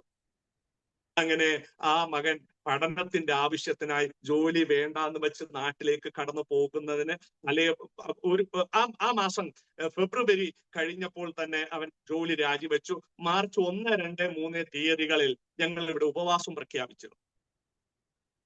ഈ 3 ദിവസവും ഞങ്ങൾ ആരും തന്നെ പായിൽ നിന്നും എഴുന്നേറ്റിട്ടില്ല. വചനം വായിക്കുക, ദൈവത്തോട് സംസാരിക്കുക, ദൈവത്തെ ആരാധിക്കുക, പാട്ടുപാടുക, ദൈവത്തെ സ്തുതിക്കുക. ഇരുട്ടെന്നോ പകലെന്നോ രാവെന്നോ രാത്രിയെന്നോ വ്യത്യാസമില്ലാതെ ഞങ്ങൾ അത് ചെയ്തു പൊക്കൊണ്ടേയിരുന്നു. ഓരോ ദിവസവും കഴിയും തോറും അവനിൽ രൂപാന്തരമുണ്ടായി. 2-ാം ദിവസം വളരെ രാത്രിയായപ്പോൾ ഞാനൊന്ന് പുറത്തു പോകുവാൻ ഒന്ന് എഴുന്നേറ്റു. നോക്കിയപ്പോൾ ഇദ്ദേഹം മുട്ടുകുത്തി നിന്ന് പ്രാർത്ഥിക്കുക. ദൈവത്തിന് സ്തോത്രം. 3 ദിവസത്തെ ഉപവാസം കഴിഞ്ഞു. നല്ല ആഹാരമൊക്കെ ആ കുഞ്ഞിന് കൊടുത്തു. അതിനിടയ്ക്ക് എന്റെ ഭാര്യ ചോദിച്ചു, കുഞ്ഞിനെ നീ ഈ ചെറുപ്രായത്തിൽ ഇങ്ങനെ ഉപവസിച്ചാൽ എങ്ങനെ? ആ പൈതൽ പറഞ്ഞു, ആന്റി ഞാൻ ഇപ്പോൾ ഉപവസിച്ചില്ലേ പിന്നെ എപ്പോഴാ ഉപവസിക്കുന്നത്? ഇനി ഉപവസിക്കാൻ കഴിഞ്ഞില്ലെങ്കിലോ? ഓ, എത്ര ഭയങ്കരമായ വാക്കായിരുന്നു. 3 ദിവസത്തെ ഉപവാസം കഴിഞ്ഞു. ആ പൈതൽ അവന്റെ നാട്ടിലേക്ക് കടന്നുപോയി. ചെന്നിറങ്ങിയത് എന്നെ വിളിച്ചു, പാസ്റ്റർ ഞാൻ ഇങ്ങെത്തി. ഞാൻ ആ സമയത്ത് ഒരു കൺവെൻഷൻ പ്രഖ്യാപിച്ചിരുന്നു. ഏപ്രിൽ മാസം 29-ാം തീയതി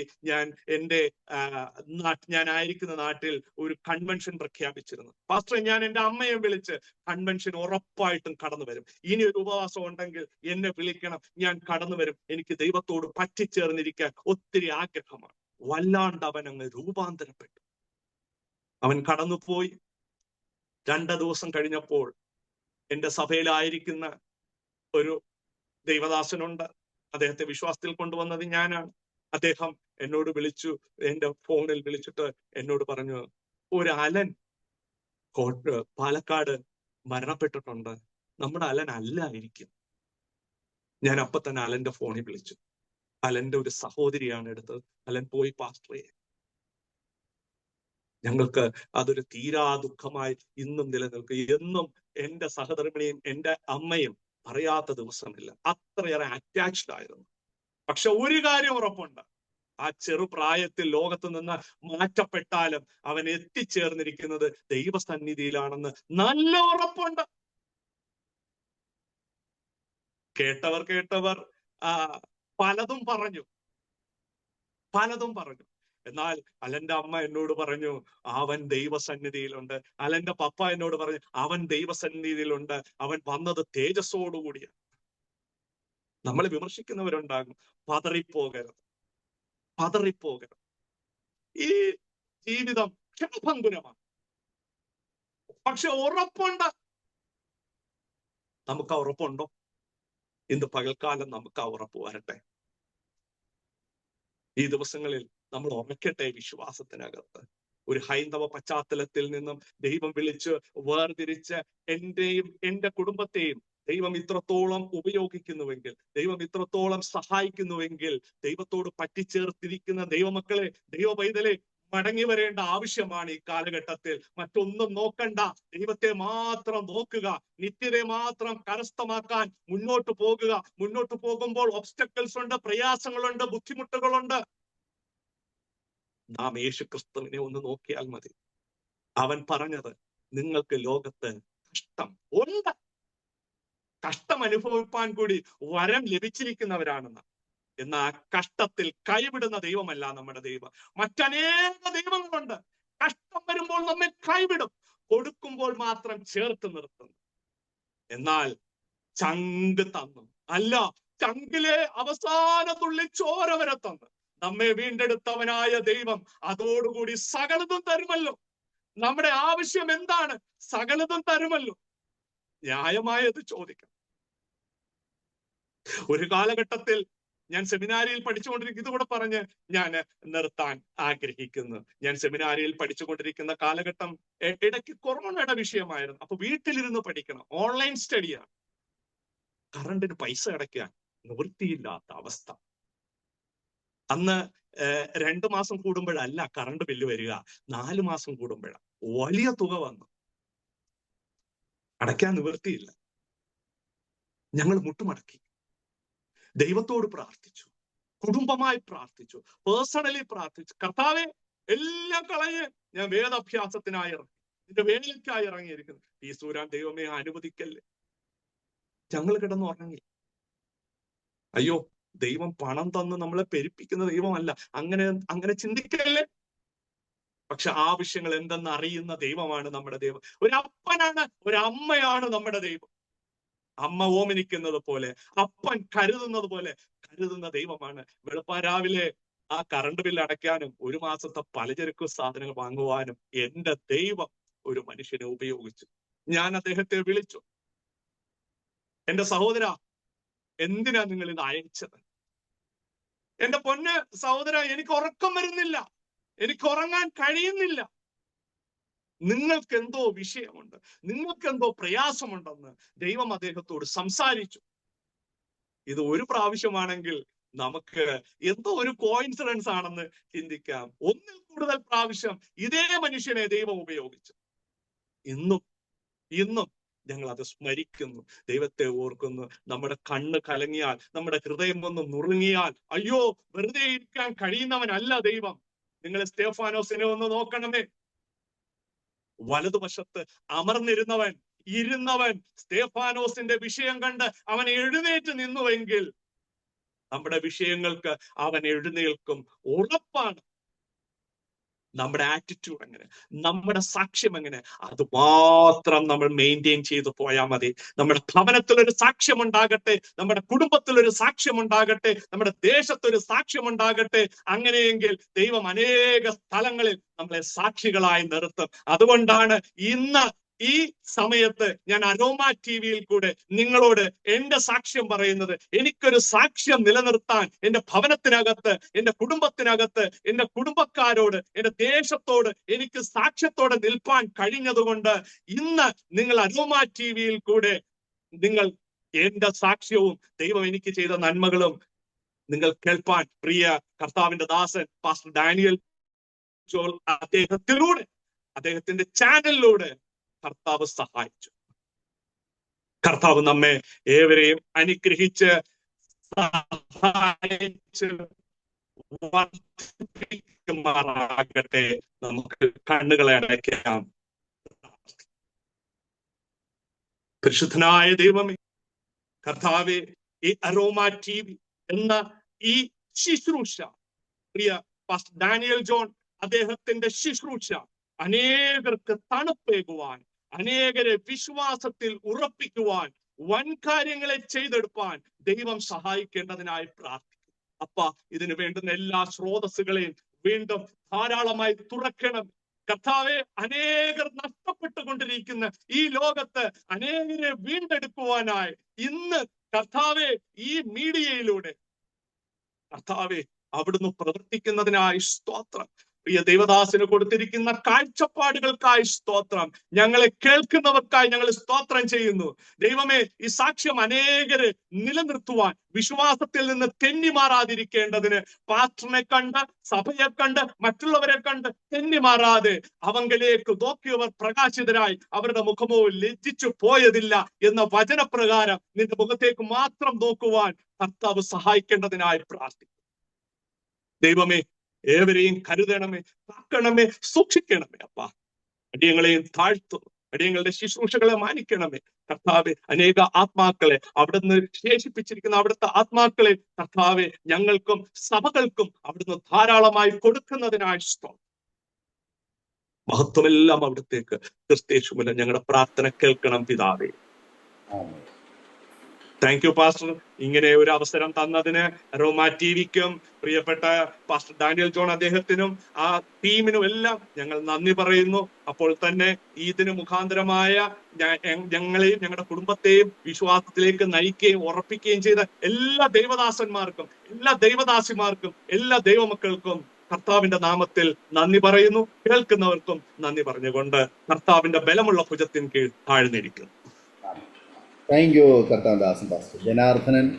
വളരെ അനുഗ്രഹിക്കപ്പെട്ട ജീവിത അനുഭവങ്ങൾ, ദൈവം നടത്തിയ അത്ഭുതകരമായ വഴികൾ, ദൈവനാമ മഹത്വത്തിന് വേണ്ടി അരോമ ടിവിയുടെ പ്രേക്ഷകരടുത്ത് പങ്കുവയ്ക്കുവാൻ സമയം വേർതിരിച്ചതിന് കർത്താവിൻ്റെ ദാസനോട് കുടുംബ അംഗങ്ങളോടുള്ളതായ നന്ദി സ്നേഹവും വിതരണത്തിൽ അറിയിക്കുന്നു. ദൈവമായ കർത്താവ് ധാരാളം അനുഗ്രഹിക്കട്ടെ. സൗഖ്യവും ആരോഗ്യവും ദീർഘായുസ്സും കർത്താവ് തരട്ടെ. കർത്താവിനുവേണ്ടി ഏറെ പ്രയോജനപ്പെടുവാൻ, നല്ല സാക്ഷ്യങ്ങളെ പ്രസ്താവിക്കുവാൻ കർത്താവ് ഏറെ അവസരങ്ങളെ ഒരുക്കട്ടെ എന്ന് ഞങ്ങൾ ആശംസിക്കുന്നു, പ്രാർത്ഥിക്കുന്നു. വളരെ ചെറുപ്പം മുതൽ തന്നെ കർത്താവ് തിരഞ്ഞെടുത്ത ആ തിരഞ്ഞെടുപ്പ് വളരെ വലുതായിരുന്നു എന്ന് കേൾക്കുന്ന ഓരോ വാക്കിലൂടെയും മനസ്സിലാക്കുവാൻ തക്കവണ്ണം കഴിയും. അത് ഒരു കേൾവി മാത്രമായിരുന്നില്ല, അത് ജീവിതത്തിൻ്റെ അനുഭവങ്ങളായിരുന്നു.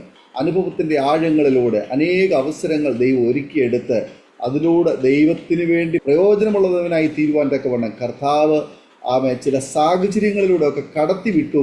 അതുകൊണ്ട് അവിടെ ഒന്നും ക്ഷീണിച്ചു പോകാതെ, പതറിപ്പോകാതെ, ശത്രുവായവന് ഏൽപ്പിച്ചു കൊടുക്കാതെ അവിടെ നിന്നൊക്കെ ദൈവം അത്ഭുതകരമായി വിടുവിച്ച് പുറത്തു കൊണ്ടുവന്ന് കർത്താവിന് പ്രയോജനമുള്ള ഒരു പാത്രമായിട്ട്, ഒരു ഉപകരണമായിട്ട് ദൈവം അതിനെ രൂപപ്പെടുത്തി ഇന്ന് കർത്താവിൻ്റെ കരങ്ങളിൽ ഉപയോഗിക്കപ്പെടുന്നു എന്നറിയുവാൻ കഴിഞ്ഞതിൽ ഒത്തിരി സന്തോഷമുണ്ട്. കർത്താവ് ധാരാളം അനുഗ്രഹിക്കട്ടെ, കുടുംബത്തെ അനുഗ്രഹിക്കട്ടെ, തലമുറകളെ അനുഗ്രഹിക്കട്ടെ.